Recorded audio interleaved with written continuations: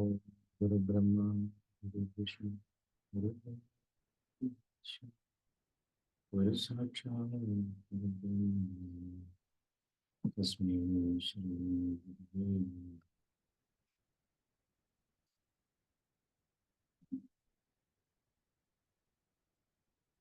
എല്ലാവർക്കും നമസ്കാരം.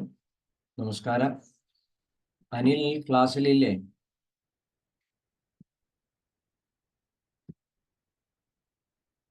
അനിൽ ക്ലാസ്സിലുണ്ടോ? ഗുരുജി നമസ്തേ. നമസ്തേ. ഞാൻ പറയുന്നത് അങ്ങനെ തന്നെ കന്നഡയിലേക്ക് ഒന്ന് ട്രാൻസ്ലേറ്റ് ചെയ്ത് കൊടുത്തോളുക. കന്നഡയിലെ പുതിയ എല്ലാവർക്കും നമസ്കാരം. എൽರಿಗೂ നമസ്കാര.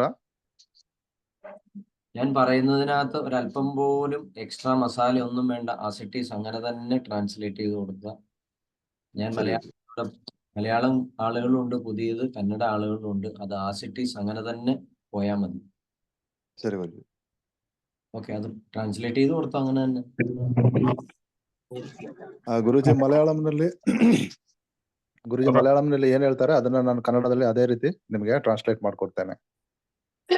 അവരെയും ഒന്ന് മ്യൂട്ട് ചെയ്യാണ്. എന്നിട്ട് അനിൽ മാത്രം ഒന്ന് അൺമ്യൂട്ട് ചെയ്തേച്ചാൽ മതി. വേറെ ആർക്കും കൂടെ അൺമ്യൂട്ട് ചെയ്യേണ്ട ആവശ്യം വരുന്നില്ല. ഒന്ന് അൺമ്യൂട്ട് ചെയ്ത് തരാനല്ലേ?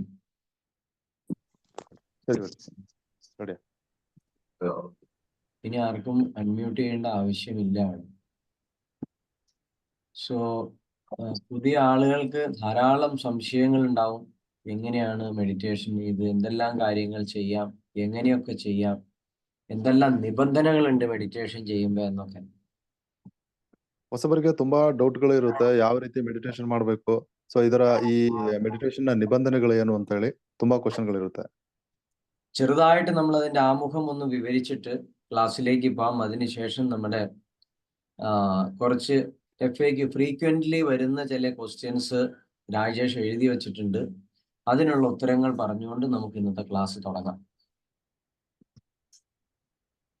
ನಮಗೆ ಸಿಂಪಲ್ ಆಗಿ ಇದರ ಬೇಸಿಕ್ ಏನು ಅಂತ ಸ್ವಲ್ಪ ತಿಳ್ಕೊಂಡು ನಂತರ ಬರುವಂತಹ ಮಧ್ಯೆ ಬರುವಂತಹ ಕ್ವಶನ್ ಗಳನ್ನ ರಾಜೇಶನ್ ಅವರು ಬರೆದಿಟ್ಟಿದ್ದಾರೆ. ಸೊ ಅದು ಕೇಳ್ತಾರೆ, ಅದಕ್ಕೆ ಆನ್ಸರ್ ಮಾಡ್ತಾ ಹೋಗೋಣ.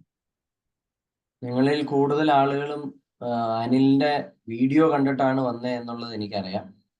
അതിൽ പറഞ്ഞിരിക്കുന്ന കാര്യങ്ങൾ അല്പം പോലും അതിശയോക്തി ഉള്ളതല്ല. അതെല്ലാം അനിലിന്റെ അനുഭവങ്ങളാണ് അനിൽ പറഞ്ഞിട്ടുള്ളത്. ಸೊ ಅನಿಲ್ ಕನ್ನಡದಲ್ಲಿ ಏನ್ ವಿಡಿಯೋ ಮಾಡಿದ್ದಾರೆ ಅಥವಾ ಸ್ವದೇಶ್ ಮೀಡಿಯಾದಲ್ಲಿ ಯಾವ ವಿಡಿಯೋ ಬಂದಿದೆ, ಸೊ ಅದೆಲ್ಲ ಆತನ ಅನುಭವಗಳು. ಸೊ ಅಲ್ಲಿ ಯಾವುದೇ ಎಕ್ಸ್ಟ್ರಾ ಏನು ಸೇರಿಸದೆ ಆತ ಹೇಳಿದಂತಹ ಆತನ ಸ್ವಂತ ಅನುಭವಗಳು. ಅದು നമുക്ക് സൂര്യനും ചന്ദ്രനും നക്ഷത്രങ്ങളെ പറ്റിയിട്ട് വേണ്ടത്ര അറിവില്ലാത്തതുകൊണ്ടാണ് നമ്മൾ ഇതിനെയെല്ലാം വളരെ ചെറുതായിട്ട് കാണാൻ മനസ്സിൽ തോന്നുന്നത് പോലും.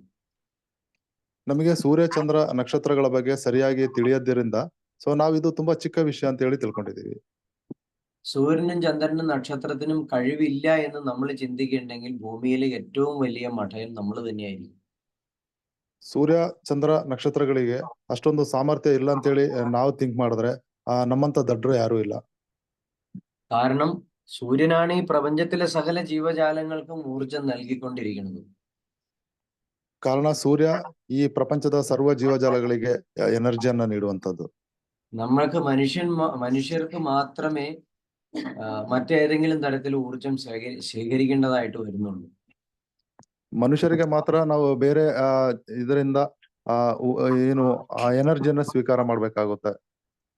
പ്രപഞ്ചത്തിലെ കോടാനുകോടി ജീവജാലങ്ങൾ ഉള്ളത് എല്ലാം തുറന്ന ആകാശത്തിന് താഴെ സുന്ദരമായി സുഖമായി സ്വസ്ഥമായിട്ട് ജീവിക്കുകയാണ്. ಪ್ರಪಂಚದ ಎಲ್ಲಾ ಜೀವಜಾಲಗಳು ತೆರೆದ ಆಕಾಶದ ಕೆಳಗಡೆ ಆ ಸೂರ್ಯನ ಎನರ್ಜಿಯಿಂದ ಅದು ಬದುಕುತ್ತವೆ. ഈ സൂര്യന്റെ എനർജിയെ നമുക്ക് സ്വീകരിക്കാൻ അറിയില്ലാത്തതാണ് നമുക്ക് പറ്റിയ മിസ്റ്റേക്ക്. ಈ ಸೂರ್ಯನ ಎನರ್ಜಿಯನ್ನ ಯಾವ ರೀತಿ ಬಳಸ್ಕೋಬೇಕು ಅಂತ ನಮಗೆ ತಿಳಿಯೋದರಿಂದ ಸೊ ಅದೇ ನಮ್ಮ ದೊಡ್ಡ ಮಿಸ್ಟೇಕ್. ಅದು ഭാരതീയ സംസ്കാരത്തെ നമ്മൾ ഉപേക്ഷിച്ചിട്ട് നമ്മളുടെ ബുദ്ധിയെ, നമ്മളുടെ അറിവിനെ കംപ്ലീറ്റ്ലി മറ്റാരൊക്കെയോ ഹൈജാക്ക് ചെയ്ത് കൊണ്ടുപോയി കഴിഞ്ഞു. ಭಾರತೀಯ ಸಂಸ್ಕೃತಿಯನ್ನ ನಾವು ಸರಿಯಾಗಿ ತಿಳಿಯೋದರಿಂದ ನಮ್ಮ ബുദ്ധിಯನ್ನ ಬೇರೆ ಯಾರೋ ಹೈಜಾಕ್ ಮಾಡ್ಕೊಂಡು ಹೋಗಿದ್ದಾರೆ. ഞാൻ ഒരിക്കലും നിങ്ങളെ പൂർവ്വകാലങ്ങളിലേക്ക് കുരങ്ങിന്റെ പോലെ ജീവിക്കണമെന്നല്ല പറഞ്ഞത്. സനാതന ധർമ്മത്തിന്റെ ബേസ് മനസ്സിലാക്കിക്കൊണ്ട് ജീവിക്കണമെന്നാണ്. ಸೊ ನಾನು ಯಾವತ್ತೂ ನಿಮ್ಮನ್ನ ಹಳೆ ಕಾಲದ ಆ ಕೋತಿಗಳ ಆ ಜೀವನ ಶೈಲಿ ಆ ರೀತಿ ಬದುಕಬೇಕು ಅಂತ ನಾನು ಹೇಳ್ತಾ ಇಲ್ಲ. ಸನಾತನ ಧರ್ಮದ ಆ ಸಂಸ್ಕೃತಿ ಏನಿದೆ ಅದನ್ನ ಫಾಲೋ ಮಾಡ್ಕೊಂಡು ಬದುಕಿ ಅಂತ ಹೇಳ್ತಾ ಇದ್ದೀನಿ.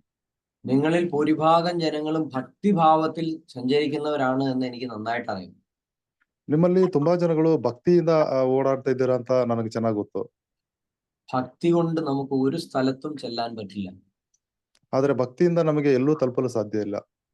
നമുക്കൊരു മന്ത്രിയെ കാണണമെങ്കിൽ അതിന്റെ കോണ്ടാക്ട് വേണം. ഭക്തി ഉണ്ടായാൽ മന്ത്രിയെ കാണാൻ പറ്റില്ല. ಸೊ ನಮಗೆ ಒಬ್ಬ ಮಂತ್ರಿಯನ್ನ ಭೇಟಿಯಾಗಬೇಕು ಅಂದ್ರೆ ಆತನ ಕಾಂಟ್ಯಾಕ್ಟ್ ಬೇಕು. ಬರೀ ಭಕ್ತಿ ಇದ್ರೆ ಆತನನ್ನ ಭೇಟಿ ಆಗ್ಲಿಕ್ಕೆ ಸಾಧ್ಯ ಇಲ್ಲ. ഒരു വില്ലേജ് ഓഫീസിൽ പഞ്ചായത്ത് ഓഫീസിൽ പോയി നമുക്ക് കാര്യം നടത്തണമെന്നുണ്ടെങ്കിൽ ഭക്തി ഉണ്ടായാൽ അവിടെ കാര്യം നടക്കില്ല. വ്യക്തിയെ കോണ്ടാക്ട് ഉണ്ടെങ്കിൽ നടക്കും. ಒಂದು ವಿಲೇಜ್ ಆಫೀಸಲ್ಲಿ ಅಥವಾ ಪಂಚಾಯತ್ ಆಫೀಸಲ್ಲಿ ನೀವು ಹೋಗ್ಬೇಕು ಅಂತ ಹೇಳಿದ್ರೆ ಸೊ ಅಲ್ಲಿ ಭಕ್ತಿ ಇದ್ರೆ ನಿಮಗೆ ಆ ಕಾರ್ಯಗಳು ನಡೆಯಲ್ಲ. ಸೊ ಅಲ್ಲಿ ಕಾಂಟ್ಯಾಕ್ಟ್ ಬೇಕಾಗುತ್ತೆ. ഇന്ന് ദൈവങ്ങളൊന്നും നമ്മൾ ഈ കാണുന്ന ഈ ഡയമെൻഷനിൽ ഇല്ല എന്നുള്ളതാണ് സത്യം. ಇಂದು ನಾವು ನೋಡ್ತಾ ಇರುವಂತಹ ಈ ದೇವರುಗಳು ಈ ಡೈಮೆನ್ಷನ್ ಅಲ್ಲಿ ಇಲ್ಲ ಅನ್ನುವಂಥದ್ದೇ ಸತ್ಯ. ദൈവങ്ങളെല്ലാം പണ്ടേ ഇവിടുന്ന് മറ്റൊരു ഡയമെൻഷനിലേക്ക് മൂവ് ചെയ്ത് കഴിഞ്ഞു. കംപ്ലീറ്റ്ലി അവർ ഷിഫ്റ്റ് ചെയ്ത് കഴിഞ്ഞു. ದೇವರೆಲ್ಲರೂ ಕಂಪ್ಲೀಟ್ ಆಗಿ ಆ ಬೇರೊಂದು ಡೈಮೆನ್ಷನ್ಗೆ ಶಿಫ್ಟ್ ಆಗಿದ್ದಾರೆ. ആ ഡയമെൻഷനിലേക്ക് നമുക്ക് യാത്ര ചെയ്യണമെന്നുണ്ടെങ്കിൽ ഈ ശരീരം കൊണ്ട് പോകാൻ സാധ്യമല്ല. ಆ ಡೈಮೆನ್ಷನ್ಗೆ ಆ ದೇವರಿರುವಂತಹ ಆ ಡೈಮೆನ್ಷನ್ಗೆ ನಾವು ಯಾತ್ರೆ ಮಾಡಬೇಕು ಅಂದ್ರೆ ಈ ಶರೀರದಿಂದ ನಮಗೆ ಹೋಗಲು ಸಾಧ್ಯ ಇಲ್ಲ. നമ്മളെ പോലെ സാധാരണ രീതിയിൽ ജീവിക്കുന്ന കെട്ട മനുഷ്യർക്ക് അങ്ങോട്ട് കയറാൻ അനുവാദവും ഇല്ല. ನಮ್ಮಂತೆ ಸಾಮಾನ್ಯವಾಗಿ ಬದುಕುವಂತಹ ಈ ರೀತಿ ಕೆಟ್ಟ ಜನಗಳಿಗೆ ಅಲ್ಲಿ ಹೋಗ್ಲಿಕ್ಕೆ ಎಂಟ್ರಿ ಆಗ್ಲಿಕ್ಕೆ ಸಾಧ್ಯನೇ ಇಲ್ಲ. ഈ ക്ലാസ്സിലിരിക്കുന്ന നമ്മൾ പോലും കെട്ട ജനങ്ങൾ എന്ന് പറയുമ്പോൾ ഇതിന് വെളിയിലിരിക്കുന്ന ആളുകൾ എത്രമാത്രം ക്വാളിറ്റിയിൽ താഴെയാണെന്ന് കേൾക്കുന്നവർ സ്വയം മനസ്സിലാക്കുക. ಈ ನಮ್ಮಲ್ಲಿ ಈ ಕ್ಲಾಸ್ ಕೇಳ್ತಾ ಇರುವಂತವ್ರೆ ಎಷ್ಟು ಜನ ಸ್ವಲ್ಪ ಕೆಟ್ಟವರು ಇದ್ದಾರೆ ಅಂದ್ರೆ ನೀವು ಹೊರಗಿನ ಜನಗಳನ್ನ ಥಿಂಕ್ ಮಾಡಿ ನೋಡಿ ಎಷ್ಟು ಕೆಟ್ಟವರು ಇರ್ತಾರೆ ಅಂತ ಹೇಳಿ ನೀವು ಥಿಂಕ್ ಮಾಡಿ ನೋಡಿ. കാരണം ഞാൻ ആരെയും ഡിസ്ക്രിമിനേഷൻ ചെയ്യാൻ വേണ്ടി പറയുന്നതല്ല. ಕಾರಣ ಇಲ್ಲಿ ಯಾರನ್ನೂ ಡಿಸ್ಕ್ರಿಮಿನೇಷನ್ ಮಾಡಲ್ಲ. ഇതാണ് യഥാർത്ഥ സത്യം. ಸೊ ಇದೇ ಯಥಾರ್ಥವಾದಂತ ಸತ್ಯ, ನಿಜವಾದ ಸತ್ಯ. സത്യത്തിന്റെ ശബ്ദത്തിന് ഭയങ്കര മൂർച്ചയായിരിക്കും. ಸತ್ಯದ ಶಬ್ದಗಳು ಬಹಳ ಶಾರ್ಪ್ ಆಗಿರುತ್ತೆ. കേൾക്കുമ്പോൾ ഒരുപക്ഷെ വിഷമം തോന്നും. ಸೊ ಅದು ಕೇಳತಿಗೆ ನಮಗೆ ದುಃಖ ಆಗ್ಬಹುದು. അത് തന്നെയാണ് സത്യം. ಸೊ ಅದೇ ಸತ್ಯ. നമുക്കറിയാം നമ്മുടെ പുരാണങ്ങളിൽ ദൈവങ്ങൾ തന്നെ സാധാരണ ജനങ്ങൾക്ക് തപസ് ചെയ്ത് ക്വാളിറ്റിയിൽ എത്തിക്കഴിയുമ്പോൾ വരം കൊടുക്കും. ഇതേ ആള് തന്നെ ദൈവത്തെ കൊല്ലാൻ വേണ്ടി പിന്നെ പിന്നാലെ ചെല്ലും. ನಾವು ಪುರಾಣಗಳಲ್ಲಿ ಓದಿದ್ದೀವಿ ಸಾಮಾನ್ಯವಾಗಿರುವಂತವರು ಅಥವಾ ಯಾರೇ ಆದ್ರೂ ಕೂಡ ತಪಸ್ಸು ಮಾಡಿ ದೇವರನ್ನ ಒಲಿಸ್ಕೊಳ್ತಾರೆ. ನಂತರ ದೇವರು ಒಲಿದ ಮೇಲೆ ಆ ದೇವರನ್ನೇ ಕೊಲ್ಲಿಕ್ಕೆ ಹೋಗ್ತಾರೆ. ഇത് പലവട്ടമാവുമ്പോൾ ദേവതകൾക്കും മനസ്സിലാവൂലോ എന്താണ് മനുഷ്യന്റെ സ്വഭാവം എന്നുള്ളത്. ಸೊ ಇದು ಅನೇಕ ಸಲ ನಡೆದಾಗ ದೇವತೆಗಳಿಗೂ ಕೂಡ ಗೊತ್ತಾಗುತ್ತೆ ಸೊ ಮನುಷ್ಯನ ಸ್ವಭಾವ ಎಂತಹದ್ದು ಅಂತ. അപ്പോ നമുക്കൊരു സംശയം വരും, എന്തുകൊണ്ടാണ് മനുഷ്യൻ ഇങ്ങനെയായി മാറിയത് എന്ന്. ಆ ಸಂದರ್ಭದಲ್ಲಿ ನಮಗೆ ಡೌಟ್ ಬರುತ್ತೆ, ಮನುಷ್ಯ ಯಾಕೆ ಈ ರೀತಿ ಬದಲಾಗಿದ್ದಾನೆ ಅಂತ. സനാതന ധർമ്മത്തെ കൊല ചെയ്തിട്ട് ഒരു 250, 300 അല്ലെ 500, 1500 വർഷത്തിൽ കൂടുതലായി. ಸನಾತನ ಧರ್ಮವನ್ನ ಕೊಲೆ ಮಾಡಿ 250, 300, 500, 1000 ವರ್ಷಗಳೇ ಕಳೆದೋಗಿದೆ. 70 അല്ലെങ്കിൽ 80% ആളുകളും ഇന്ന് ശവക്കറി മാത്രമേ കഴിക്കുള്ളൂ. 70ರಿಂದ 80% ಜನಗಳು ಶವಗಳನ್ನ ತಿಂತಾ ಇದ್ದಾರೆ. സനാതനധർമ്മം അനുശാസിക്കുന്നത് പുഷ്പം പോലും പറിച്ചു വെക്കാതെ പൂജ ചെയ്യാൻ കഴിവുള്ളവനാണ് സനാതനി. ಸನಾತನ ಧರ್ಮದ ಆ ನಿಜವಾದ ತತ್ವ ಏನು ಅಂತ ಹೇಳಿದ್ರೆ ಹೂಗಳನ್ನು ಕೂಡ ಕಿತ್ತು ನೀವು ಪೂಜೆ ಮಾಡಬಾರದು. അപ്പൊ നമ്മൾ എത്രമാത്രം നിസ്വാർത്ഥരായിരിക്കണമെന്ന് അതിൽ നിന്ന് തന്നെ നമുക്ക് മനസ്സിലാകും. ಆಗ ನಾವು ಎಷ್ಟೊಂದು ನಿಸ್ವಾರ್ಥತೆಯಿಂದ ಬದುಕಬೇಕು ಅನ್ನುವಂಥದ್ದು ಆ ಒಂದು ವಿಷಯದಿಂದನೇ ನಿಮಗೆ ಗೊತ್ತಾಗುತ್ತೆ. അത്ര ക്വാളിറ്റി ഉള്ളവന് മാത്രമേ ഭഗവാനെ കാണാൻ പറ്റുള്ളൂ. ಅಷ್ಟೊಂದು ಕ್ವಾಲಿಟಿ ಇರೋರು ಮಾತ್ರ ಭಗವಂತನನ್ನ ನೋಡಲು ಸಾಧ್ಯ. നമുക്കറിയാം, നമുക്ക് പാസ്പോർട്ട്, വിസ, ടിക്കറ്റ് ഇത്തരം 3 സാധനങ്ങൾ ഉണ്ടെങ്കിലേ വിദേശ രാജ്യങ്ങളിൽ നമുക്ക് ട്രാവൽ ചെയ്യാൻ പറ്റുള്ളൂ. ಈಗ ನಮಗ್ ಗೊತ್ತು ಪಾಸ್ಪೋರ್ಟ್, ವೀಸಾ ಅಥವಾ ಟಿಕೆಟ್ ಈ 3 ಏನು ವಿಷಯಗಳು ಇದ್ರೆ ಮಾತ್ರ ನಮಗೆ ಈಗ ಫಾರಿನ್ಗೆ ನಾವು ಟ್ರಾವೆಲ್ ಮಾಡ್ಲಿಕ್ಕೆ ಸಾಧ್ಯ. അതുപോലെ തന്നെ നമുക്ക് സൂക്ഷ്മ ലോകം, അതായത് ബ്രഹ്മത്തിന്റെ ആ അടുത്ത തല, അതായത് ഈ 3rd ഡയമെൻഷൻ വിട്ട് മറ്റൊരു ലോകത്തിലേക്ക് യാത്ര ചെയ്യണമെങ്കിൽ നമുക്കും ഇതുപോലെ ചില ക്വാളിറ്റീസ് വേണം. ಅದೇ ರೀತಿ ನಾವು ಈ ಡೈಮೆನ್ಷನ್ ಇಂದ ಇನ್ನೊಂದು ಡೈಮೆನ್ಷನ್ ಗೆ, ಈಗ 3rd ಡೈಮೆನ್ಷನ್ ಇಂದ ಬೇರೆ ಸೂಕ್ಷ್ಮ ಲೋಕಗಳಿಗೆ ನಾವು ಟ್ರಾವೆಲ್ ಮಾಡ್ಬೇಕಾದ್ರೆ ನಮಗೆ ಅದಕ್ಕೆ ತಕ್ಕದಾದಂತಹ ಕ್ವಾಲಿಟಿ ಬೇಕಾಗುತ್ತೆ. നമുക്ക് ആദ്യം വേണ്ടത് മനഃശുദ്ധിയാണ്. ನಮಗೆ ಮೊದಲು ಬೇಕಾಗಿರುವಂತದ್ದು ಮನಃಶುದ್ಧಿ. രണ്ടാമത്തെ ശരീരശുദ്ധി. ಎರಡನೆಯದು ಶಾರೀರಿಕ ಶುದ್ಧಿ. അടുത്തത് നമുക്ക് ടിക്കറ്റും കൂടി ഉണ്ടെങ്കിലേ ട്രാവൽ ചെയ്യാൻ പറ്റുള്ളൂ. ಮೂರನೇದು ನಮಗೆ ಆ ಟಿಕೆಟ್ ಇದ್ರೆ ಮಾತ್ರ ಟ್ರಾವೆಲ್ ಮಾಡ್ಲಿಕ್ಕೆ ಸಾಧ್ಯ. ടിക്കറ്റ് ഭയങ്കര കോസ്റ്റ്ലിയാണ്. ಆ ಟಿಕೆಟ್ ತುಂಬಾ ಕಾಸ್ಟ್ಲಿ. ആ ടിക്കറ്റിനാണ് നമ്മൾ ഈ പറയുന്ന സൂക്ഷ്മ ശരീരം ആക്ടിവേറ്റ് ചെയ്താൽ മാത്രമേ നമുക്ക് ഈ പ്രപഞ്ചത്തിൽ നിന്ന്, അതായത് ഈ തേർഡ് ഡയമെൻഷനിൽ നിന്ന് മറ്റൊരു ഡയമെൻഷനിലേക്ക് നമുക്ക് മൂവ് ചെയ്യാൻ പറ്റുകയുള്ളൂ. ಆ ಟಿಕೆಟ್ ಏನು ಅಂದ್ರೆ ನಮ್ಮಲ್ಲಿರುವಂತಹ ಸೂಕ್ಷ್ಮ ಶರೀರವನ್ನ ನಾವು ಆಕ್ಟಿವ್ ಮಾಡುವಂತದ್ದು, ನಂತರ ಈ ಡೈಮೆನ್ಷನ್ ನಿಂದ ಈ ಥರ್ಡ್ ಡೈಮೆನ್ಷನ್ ಇಂದ ಬೇರೆ ಡೈಮೆನ್ಷನ್ ಗೆ ಟ್ರಾವೆಲ್ ಮಾಡುವಂತದ್ದು. ഈ സൂക്ഷ്മ ശരീരത്തെ ആക്ടിവേറ്റ് ചെയ്യാൻ വേണ്ടിയിട്ടാണ് നിങ്ങളെ കൊണ്ട് ഞാൻ സൺ മെഡിറ്റേഷൻ പ്രാക്ടീസ് ചെയ്യിപ്പിക്കുന്നത്. ಈ ಸೂಕ್ಷ್ಮ ಶರೀರವನ್ನ ಆಕ್ಟಿವ್ ಮಾಡ್ಲಿಕ್ಕೋಸ್ಕರನೇ ನಿಮ್ಮಿಂದ ನಾನು ಸನ್ ಮೆಡಿಟೇಷನ್ ಅನ್ನ ಪ್ರಾಕ್ಟೀಸ್ ಮಾಡಿಸ್ತಾ ಇದ್ದೇನೆ. അപ്പോൾ നിങ്ങൾക്ക് ഒരുപക്ഷെ ഒരു സംശയം തോന്നും, സൺ മെഡിറ്റേഷനിൽ എങ്ങനെയാണ് സൂക്ഷ്മ ശരീരം ആക്ടിവേറ്റ് ആവണമെന്ന്, അല്ലേ? ಆಗ ನಿಮಗೆ ಒಂದು ಸಂಶಯ ಬರುತ್ತೆ, ಈ ಸನ್ ಮೆಡಿಟೇಷನ್ ಇಂದ ಸೂಕ್ಷ್ಮ ಶರೀರ ಯಾವ ರೀತಿ ಆಕ್ಟಿವ್ ಆಗುತ್ತೆ ಅಂತ. എന്നാ പിന്നെ വെറുതെ പോയി സൂര്യന് മുന്നിൽ ഇരുന്നാ പോരെ, ഇതങ്ങോട്ട് ആക്ടിവേറ്റ് ആയിക്കോളില്ലേ? ಹಾಗಾದ್ರೆ ಸುಮ್ಮನೆ ಹೋಗಿ ಸೂರ್ಯನ ಮುಂದೆ ಕೂತರೆ ಸಾಕಲ್ವಾ, ಇದು ಆಕ್ಟಿವ್ ಆಗುತ್ತಲ್ವಾ? അങ്ങനെ വെറുതെ സൂര്യന്റെ മുന്നിലിരുന്ന വെയിൽ കൊള്ളാൻ പോണ പോലെയാണ്. ಹಾಗೆ ನೀವು ಸುಮ್ಮನೆ ಸೂರ್ಯನ ಮುಂದೆ ಹೋಗಿ ಕೂತರೆ ಬಿಸಿಲು ತಗುಲುತ್ತೆ ಅಷ್ಟೇ. അതിന് മെഡിറ്റേഷൻ എന്ന് പറയാൻ പറ്റില്ല. ಅದಕ್ಕೆ ಮೆಡಿಟೇಷನ್ ಅನ್ನಲಾಗುವುದಿಲ್ಲ. ഈ ഗുരു പരമ്പര, അതായത് ഭാരതീയ സംസ്കാരത്തിന്റെ സനാതന ധർമ്മത്തിന്റെ ബേസ് നിൽക്കുന്നത് ഗുരു പരമ്പരയിലൂടെയാണ്. ಈ ಭಾರತೀಯ ಸಂಸ್ಕೃತಿಯ ಬೇಸ್ ಏನಿದೆ ಅದು ನಿಲ್ತಾ ಇರುವಂತದ್ದು, ಈ ಸನಾತನ ಧರ್ಮದ ಬೇಸ್ ಏನಿದೆ ಅದು ಗುರು ಪರಂಪರೆಯಿಂದ ನಿಲ್ತಾ ಇರುವಂತದ್ದು. ഗുരു പരമ്പരയിലൂടെ മാത്രമാണ് നമുക്ക് ഇന്ന് വരെ കാണുന്ന 30 മുക്കോടി ദൈവങ്ങളെയും ഈ ബ്രഹ്മാണ്ടത്തിൽ കാണുന്ന എല്ലാ ഗ്രന്ഥങ്ങളെയും നമുക്ക് പരിചയപ്പെടുത്തി തന്നത്. ಆ ಗುರು ಪರಂಪರೆನೇ ನಮಗೆ ಈ ಮುಕ್ಕೋಟಿ ದೇವತೆಗಳನ್ನು ಕೂಡ, ನಂತರ ಭಾರತೀಯ ಎಲ್ಲ ಒಂದು ಗ್ರಂಥಗಳನ್ನು ಕೂಡ ಗುರು ಪರಂಪರೆಯಿಂದನೇ ನಮಗೆ ತಿಳಿದು ಬಂದದ್ದು. അപ്പൊ അതേ ഗുരുവിന്റെ സഹായം ഇല്ലെങ്കിൽ, ആ ഗുരു പരമ്പരയുടെ സഹായം ഇല്ലാതെ നമുക്ക് ഏതെങ്കിലും ഒരു ദൈവത്തെയോ ഏതെങ്കിലും ഒരു ഗ്രന്ഥത്തെയോ പരിചയപ്പെടാമെന്ന് നമ്മൾ കരുതിയാൽ നമ്മൾ ബുദ്ധിമാനാണോ മഠയനാണോ? ಹಾಗಾದ್ರೆ ಆ ಗುರು ಪರಂಪರೆಯಿಂದ ಅಥವಾ ಆ ಗುರುಗಳಿಂದ ನಾವು ತಿಳಿಯದೆ ಇಂತಹ ಗ್ರಂಥಗಳನ್ನ ಅಥವಾ ಸನಾತನ ಧರ್ಮದ ವಿಷಯಗಳನ್ನ ನಾವು ತಿಳಿಯಕ್ಕಾಗುತ್ತಾ ಅವರ ಸಹಾಯವಿಲ್ಲದೆ? നമ്മൾ സിമ്പിൾ ആയിട്ടൊന്ന് ചിന്തിക്കുക. നമ്മൾ 1 മുതൽ 10ാം ക്ലാസ് വരെ സ്കൂളിൽ പോയിട്ടുണ്ട്. ನಾವು ಸಿಂಪಲ್ ಆಗಿ ಒಂದು ವಿಷಯನ ನಾವು ಥಿಂಕ್ ಮಾಡೋದು, ನಾವು 1ನೇ ತರಗತಿಯಿಂದ 10ನೇ ತರಗತಿವರೆಗೆ ಶಾಲೆಗೆ ಹೋಗಿದ್ದೀವಿ. അവിടെ നമ്മളെ അധ്യാപകര് ഇതേ പുസ്തകത്തിലുള്ളത് തന്നെയാണ് വായിച്ച് പഠിപ്പിച്ചു തരണത്. ಸೊ ಅಲ್ಲಿ ನಮ್ಮ ಏನು ಮೇಷ್ಟ್ರುಗಳು ಅಥವಾ ಅಧ್ಯಾಪಕರು ಏನಿರ್ತಾರೆ, ಈ ಪುಸ್ತಕದಲ್ಲಿ ಇರೋದನ್ನೇ ನಮಗೆ ಓದಿ ಹೇಳ್ತಾರೆ. ഈ പുസ്തകത്തിലുള്ളത് വെറുതെ വായിച്ച് മനസ്സിലാക്കാൻ എന്തിനാ നമ്മൾ സ്കൂളിലേക്ക് പോണേ? ಈ ಪುಸ್ತಕದಲ್ಲಿ ಇರುವಂತದನ್ನ ಸುಮ್ಮನೆ ಹಾಗೆ ಓದಿ ತಿಳ್ಕೊಳ್ಳೋಕೆ ಯಾಕೆ ಶಾಲೆಗೆ ಹೋಗ್ಬೇಕು? അതുപോലെ 21 വർഷം നമ്മൾ കഷ്ടപ്പെട്ട് പഠിച്ചിട്ടാണ് ഒരു UD ക്ലർക്കിന്റെ ജോബിന് പോലും, അല്ലെങ്കിൽ ഏതെങ്കിലും ഒരു ചെറിയ ജോലിക്ക് പോലും നമ്മൾ അർഹരാവണം. ನಾವು 21 ವರ್ಷ ಕಷ್ಟ ಬಿದ್ದು ಕಲ್ತು ನಾವು ಒಂದು ಚಿಕ್ಕ ಒಂದು ಕ್ಲರ್ಕ್ ಜೋಲಿ ಏನು ಜಾಬ್ಗೆ ಅಥವಾ ಬೇರೆ ಯಾವ್ದಾದ್ರು ಸಣ್ಣ ಪುಟ್ಟ ಜಾಬ್ ಮಾಡ್ಲಿಕ್ಕೆ ಹೋಗುವಂಥದ್ದು. ജനിച്ച അന്ന് മുതൽ 21 വയസ്സ് വരെ നമ്മൾ, അല്ലെങ്കിൽ ഈ നിമിഷം വരെ നമ്മൾ പഠിച്ചുകൊണ്ടിരിക്കുകയാണ്.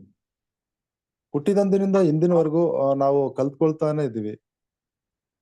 ഇപ്പോഴും നമുക്ക് മിസ്റ്റേക്കും സത്യാസത്യങ്ങളും ധർമാധർമ്മങ്ങളും തിരിച്ചു പറയാൻ നമുക്കറിയില്ല. ಈಗಲೂ ನಮಗೆ ಆ ಸತ್ಯಾಸತ್ಯತೆ ಏನು, ಧರ್ಮ ಅಧರ್ಮಗಳೇನು ಕರೆಕ್ಟ್ ಆಗಿ ನಾವು ಅದನ್ನ ಹೇಳಲಿಕ್ಕೆ ನಮ್ಗೆ ಬರಲ್ಲ. നമ്മൾ ഒരു ജീവിയെ കൊല്ലുമ്പോൾ ആ ജീവിക്ക് ഭൂമിയിൽ ജീവിക്കാൻ ആഗ്രഹമില്ല എന്ന് നിങ്ങൾ ആരെങ്കിലും ചിന്തിക്കുന്നുണ്ടോ?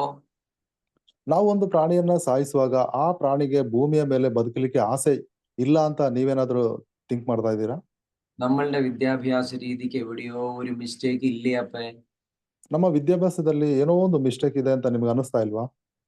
നമ്മൾ പെറ്റാണെന്ന് പറഞ്ഞ് വീട്ടിൽ പൂച്ചയും പട്ടിയും വളർത്തും. ನಾವು ಪೆಟ್ಗಳು ಅಂತೇಳಿ ಮನೆಯಲ್ಲಿ ಬೆಕ್ಕು ನಾಯಿಗಳನ್ನ ಸಾಕ್ತೀವಿ. വളരെ സ്നേഹത്തോടെ വീട്ടിൽ ആടിനെ വളർത്തും. ಬಹಳ ಪ್ರೀತಿಯಿಂದ ನಾವು ಕುರಿಗಳನ್ನ ಬೆಳೆಸ್ತೀವಿ. കോഴിയെയും വളർത്തും. ಕೋಳಿಗಳನ್ನ ಸಾಕ್ತೀವಿ. നമുക്ക് വിശക്കുമ്പോൾ അവരെ കൊന്നു തിന്നും. ಸೊ ನಮಗೆ ಬೇಕು ಅಂದಾಗ ನಾವು ಅವ್ರನ್ನ ಕಡಿದು ತಿಂತೀವಿ. മരിച്ചതിനെ ശവമെന്നല്ലേ പറയണത്? ಸೊ ಸತ್ತದ್ದನ್ನ ಶವ ಅನ್ಬೇಕಲ್ವಾ? ഈ ശവക്കറി തിന്നുന്നത് ശരീരത്തിന് ഏത് തരത്തിലാണ് ഗുണം കിട്ടുന്നത്? ಈ ಶವದ ಮಾಂಸ ತಿನ್ನುವಂಥದ್ದು ದೇಹಕ್ಕೆ ಯಾವ ರೀತಿ ಗುಣ ಸಿಕ್ಕುತ್ತೆ? ഇതിനും മറ്റു തലങ്ങൾ വേറെ ഉണ്ട്. ಇದಕ್ಕೆ ಬೇರೆ ಬೇರೆ ವಿಭಾಗಗಳಿದೆ. ശവക്കറി എന്ന് പറയുമ്പോൾ നിങ്ങൾക്ക് ഒരു പക്ഷെ അയ്യോ എന്ന് തോന്നണ്ടാവും. ಈ ಶವದ ಮಾಂಸ ಅನ್ನೋತ್ತಿಗೆ ನಿಮಗೆ ಅಯ್ಯೋ ಅನಿಸುತ್ತೆ. ശരിയായ രീതിയിൽ നിങ്ങൾ ചിന്തിച്ചു നോക്കാം. മനുഷ്യൻ മരിച്ചാലും അതിനെ ബോഡി എന്നല്ലേ പറയണത്. ಸರಿಯಾದ ರೀತಿಯಲ್ಲಿ ನೀವು ಥಿಂಕ್ ಮಾಡಿ ನೋಡಿ. ಮನುಷ್ಯ ಸತ್ತಾಗಲೂ ಅದನ್ನ ಬಾಡಿ ಅಂತಾರಲ್ವಾ? അതുപോലെ ഏതൊരു ജീവിയെ കൊന്നാലും ചത്താലും, കൊല്ലുകയാണെങ്കിലും ചാവുകയാണെങ്കിലും അത് സംഭവിക്കുന്നു, അതിന്റെ ജീവൻ നഷ്ടപ്പെടുകയാണ്. ಅದೇ ರೀತಿ ಯಾವುದೇ ಪ್ರಾಣಿಗಳು ಸತ್ರು ಅದನ್ನ ಕೊಂದ್ರು ಕೂಡ ಸೊ ಅದು ಶವವಾಗಿ ಕಾಣುತ್ತೆ. ಅದರ ಜೀವ ಹೋಗುತ್ತೆ. ഏതൊരു ജീവിയും അത് ശവമായി കഴിയും. ಸೊ ಯಾವುದೇ ಒಂದು ಏನು ಪ್ರಾಣಿಗಳು ಕೂಡ ಅದು ಶವ ಆಗುತ್ತೆ. ആ ശവത്തെ എത്ര നന്നായിട്ട് കറി വച്ചാലും അത് ഭക്ഷണം കഴിക്കാൻ നല്ലതല്ല. ಆ ಶವವನ್ನ ನೀವು ಎಷ್ಟೇ ಚೆನ್ನಾಗಿ ನೀವು ಬೇಯಿಸಿ ತಿಂದ್ರು ಕೂಡ ಅದು ಅನ್ನಕ್ಕೆ ಜೊತೆಯಾಗಲ್ಲ. മൃഗങ്ങളിൽ കൂടി നോക്കുക, അവരും വേട്ടയാടിയിട്ട് അപ്പൊ ഫ്രഷ് ആയിട്ട് കഴിച്ചിട്ട് പോവുകയുള്ളൂ. ಪ್ರಾಣಿಗಳನ್ನು ಕೂಡ ನೀವು ನೋಡಿ, ಅದು ಬೇಟೆಯಾಡಿ ಫ್ರೆಶ್ ಆಗಿ ಅದು ತಿಂದ್ಕೊಂಡು ಹೋಗುತ್ತೆ. അവര് കുക്ക് ചെയ്തല്ല കഴിക്കണത്. ಸೊ ಅವುಗಳು ಕುಕ್ ಮಾಡಿ ತಿನ್ನಲ್ಲ.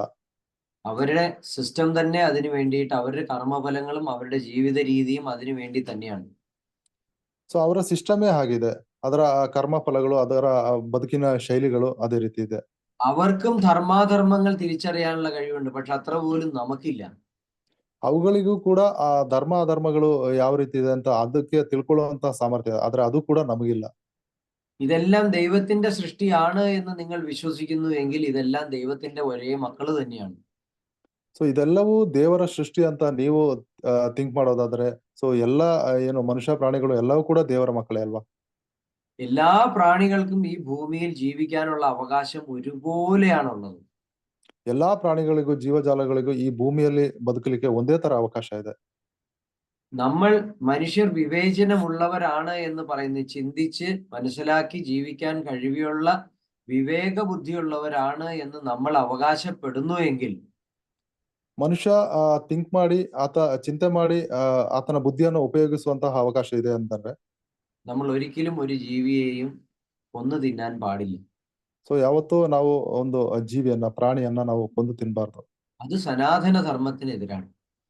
ಸೊ ಅದು ಸನಾತನ ಧರ್ಮಕ್ಕೆ ವಿರುದ್ಧವಾಗಿದೆ. ഇപ്രകാരം ഭക്ഷണം കഴിക്കുന്ന ഒരാൾക്ക് പോലും സ്വർഗലോകമല്ല, ദൈവത്തെ പോലും കാണാൻ യോഗ്യതയില്ല, കിട്ടൂല. ಈ ರೀತಿಯಲ್ಲಿ ಆಹಾರವನ್ನ ಸೇವಿಸುವವರಿಗೆ ಯಾವತ್ತೂ ಸ್ವರ್ಗಲೋಕಕ್ಕೆ ಹೋಗ್ಲಿಕ್ಕೆ ಅಥವಾ ದೇವರನ್ನ ಕಾಣ್ಲಿಕ್ಕೆ ಸಾಧ್ಯ ಇಲ್ಲ. അവനുള്ള കർമ്മഫലം മരണശേഷമാണ് ലഭിക്കുന്നത്. ಆತನಿಗೆ ಸಿಕ್ಕುವಂತಹ ಆ ಕರ್ಮಫಲ ಏನಿದೆ ಅದು ಮರಣಾನಂತರ ಸಿಗುತ್ತೆ.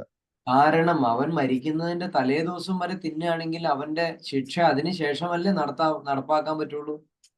ಕಾರಣ ಆತ ಸಾಯುವವರೆಗೂ ಆತ ತಿಂತಾನೆ ಅಂದ್ರೆ ಅವನ್ ಸತ್ತ ಮೇಲೆ ತಾನೇ ಆತನಿಗೆ ಆ ಶಿಕ್ಷೆ ಲಭಿಸೋದು. നമ്മളുടെ മനസ്സ് എന്താണ് പ്ലാൻ ചെയ്യണേന്നുള്ളത് നമ്മളെക്കാൾ നന്നായിട്ട് നമ്മളുടെ മനസ്സാക്ഷിക്ക് അറിയാം. ನಮ್ಮ ಮನಸ್ಸು ಏನು ಪ್ಲಾನ್ ಮಾಡುತ್ತೆ ಅಂತ ನಮ್ಗಿಂತ ಚೆನ್ನಾಗಿ ನಮ್ಮ ಮನಸ್ಸಾಕ್ಷಿಗೆ ಗೊತ್ತಾಗುತ್ತೆ.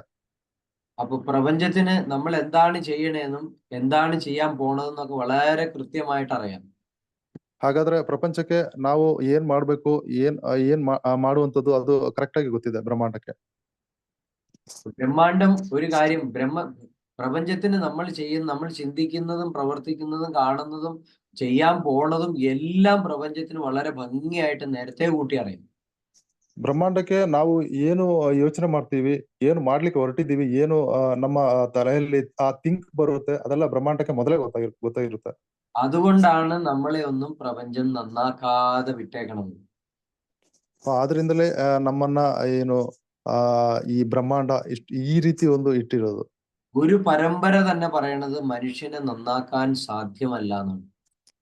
ಗುರು ಪರಂಪರೆನೇ ಹೇಳುತ್ತೆ ಮನುಷ್ಯನನ್ನ ಉದ್ಧಾರ ಮಾಡ್ಲಿಕ್ಕೆ ಸಾಧ್ಯನೇ ಇಲ್ಲ ಅಂತ. അവർ സ്വയം നന്നാവുകയല്ലാതെ ആരെയും മാറ്റാൻ സാധ്യമല്ല. ಸೊ ಅವರು ಸ್ವಂತವಾಗಿ ಅವರೇ ಬದಲಾಗಬೇಕೆ ಹೊರತು ಬೇರೆಯವರಿಂದ ಬದಲಾವಣೆ ಮಾಡ್ಲಿಕ್ಕೆ ಸಾಧ್ಯನೇ ಇಲ್ಲ. ഇപ്പൊ ഈ കാണുന്ന 380 പേരും മാറണമെങ്കിൽ അവർ ഓരോരുത്തരും വിചാരിക്കണം. ಈಗ ಇಲ್ಲಿ ಕಾಣುವಂತ ತರಗತಿಯಲ್ಲಿರುವಂತಹ 380 ಜನಗಳು ಬದಲಾಗಬೇಕು ಅಂದ್ರೆ ಅವರವರೇ ಥಿಂಕ್ ಮಾಡಿ ಅವರವರೇ ಬದಲಾಗಬೇಕು. നിങ്ങൾക്ക് സ്വയം മാറുക എന്നുള്ളതല്ലാതെ മറ്റൊരാൾ വന്ന് മാറ്റിത്തരുന്ന ആരും വിചാരിക്കണം. ನೀವು ಸ್ವತಃ ಬದಲಾಗಬೇಕೇ ವಿನಃ ಬೇರೆಯವರು ಬಂದು ನಿಮ್ಮನ್ನ ಬದಲಾವಣೆ ಮಾಡ್ಬೇಕು ಅಂತ ನೀವು ಥಿಂಕ್ ಮಾಡಬೇಡಿ. ഇനി മറ്റൊരു ധാരണയുണ്ട്, ഞാൻ മെഡിറ്റേഷൻ ചെയ്താൽ എന്റെ കുടുംബത്തിന് മുഴുവൻ അത് മതിയോ എന്ന്. ನಿಮ್ಮಲ್ಲಿ ಇನ್ನೊಂದು ಚಿಂತೆ ಬರ್ಬೋದು ಅಥವಾ ಇನ್ನೊಂದು ವಿಷಯ ನಿಮ್ಮ ನೆನಪಿಗೆ ಬರ್ಬೋದು. ನೀವು ಒಬ್ರು ಮೆಡಿಟೇಷನ್ ಮಾಡಿದ್ರೆ ನಿಮ್ಮ ಇಡೀ ಕುಟುಂಬ ಬದಲಾಗುತ್ತೆ ಅಂತ. നമ്മൾ ഭക്ഷണം കഴിച്ചാൽ നമ്മുടെ വിശപ്പ് മാറും, കുടുംബത്തിലുള്ളവർ കഴിച്ചാൽ അവരുടെ വിശപ്പ് മാറും. ನಾವು ಆಹಾರ ಸೇವಿಸಿದ್ರೆ ನಮ್ಮ ಏನು ಹೊಟ್ಟೆ ತುಂಬುತ್ತೆ ಹೊರತು ಬೇರೆಯವರ ಹೊಟ್ಟೆ ತುಂಬಲ್ಲ. ആത്മീയത എന്ന് പറയുന്നത് ചെറിയ പ്രായത്തിലേ വേണ്ടതാണ്, അതൊരു ക്വാളിറ്റിയാണ്. ಸೊ ಆಧ್ಯಾತ್ಮ ಅನ್ನುವಂಥದ್ದು ಅದು ಚಿಕ್ಕ ಪ್ರಾಯಗಳಿಂದಲೇ ಬರ್ಬೇಕಾದದ್ದು. ಅದೊಂದು ಉತ್ತಮವಾದಂತ ಕ್ವಾಲಿಟಿ ಅದು. അത് 60-ാം വയസ്സിലോ 70-ാം വയസ്സിലോ 40-ാം വയസ്സിലോ കൊണ്ടുവരേണ്ട ഒരു വസ്തുതയല്ല. ಅದು 40, 60, 70 ವರ್ಷದಲ್ಲಿ ಬರುವಂತಹ ವಿಷಯ ಅಲ್ಲ ಅದು. ആത്മീയതയുള്ള ഒരുവന് അല്ലെങ്കിൽ ഒരുവൾക്ക് ಆಧ್ಯಾತ್ಮ ಇರುವಂತಹ ಒಬ್ಬನಿಗೆ ಅಥವಾ ಒಬ್ಬಳಿಗೆ സമൂഹത്തിലെ എല്ലാത്തിനെയും നല്ല ഭംഗിയായിട്ട് സമചിത്തതാ ഭാവത്തോടു കൂടി കാണാൻ സാധ്യമാകും. ಸಮೂಹದಲ್ಲಿ ಎಲ್ಲರನ್ನು ಒಂದೇ ಭಾವನೆಯಿಂದ ಕಾಣಲಿಕ್ಕೆ ಸಾಧ್ಯ ಆಗುತ್ತೆ. സ്ത്രീകളെ ഭാര്യ ഒഴികെ ബാക്കി എല്ലാവരെയും അമ്മ പെങ്ങന്മാരെ പോലെ തന്നെ കാണാൻ പറ്റും. ಸ್ತ್ರೀಗಳನ್ನು ಪತ್ನಿಯನ್ನು ಹೊರತುಪಡಿಸಿ ಬಾಕಿ ಇದ್ದವರೆಲ್ಲರನ್ನು ಅಕ್ಕ ತಂಗಿಯರಾಗಿ ತಾಯಿಯಂದರಾಗಿ ಕಾಣಲು ಸಾಧ್ಯ. അത്ര ശുദ്ധ മനസ്സോടുകൂടി നമുക്ക് എല്ലാവരോടും സമൂഹത്തിൽ നല്ല രീതിയിൽ ബിഹേവ് ചെയ്യാൻ പറ്റും. ಅಷ್ಟೊಂದು ಶುದ್ಧ ಮನುಷ್ಯನಿಂದ ನಮಗೆ ಸಮೂಹದಲ್ಲಿ ಎಲ್ಲರೊಂದಿಗೂ ಬಿಹೇವ್ ಮಾಡ್ಲಿಕ್ಕೆ ಸಾಧ್ಯ ಆಗುತ್ತೆ. ഇനി സൺ മെഡിറ്റേഷന്റെ ബാക്കി ഭാഗം കൂടി ഞാനൊന്ന് പറയാം. ಇನ್ನು ಸನ್ ಮೆಡಿಟೇಷನ್ ನ ಬಾಕಿ ಭಾಗ ಏನಿದೆ ಅದನ್ನು ಕೂಡ ನಾನು ವಿವರಣೆ ಮಾಡ್ತೇನೆ. നമ്മളുടെ ഗുരു പറയുന്നത് അനുസരിച്ച് സൺ മെഡിറ്റേഷൻ ചെയ്യുകയാണ് എങ്കിൽ ಗುರು ಹೇಳುವ ತರಹೇ ನೀವು ಸನ್ ಮೆಡಿಟೇಷನ್ ಮಾಡುವುದಾದ್ರೆ നിങ്ങളുടെ കോംപ്ലിക്കേറ്റഡ് മെമ്മറി എല്ലാം വൈപ്പ് ഔട്ട് ആവുമ്പോൾ നിങ്ങൾ ശുദ്ധമാവും. ನಿಮ್ಮ ಕಾಂಪ್ಲಿಕೇಟೆಡ್ ಮೆಮೊರಿ ಏನಿದೆ ಅದೆಲ್ಲ ವೈಪ್ ಔಟ್ ಆಗಿ ನೀವು ಶುದ್ಧ ಆಗ್ತೀರಾ.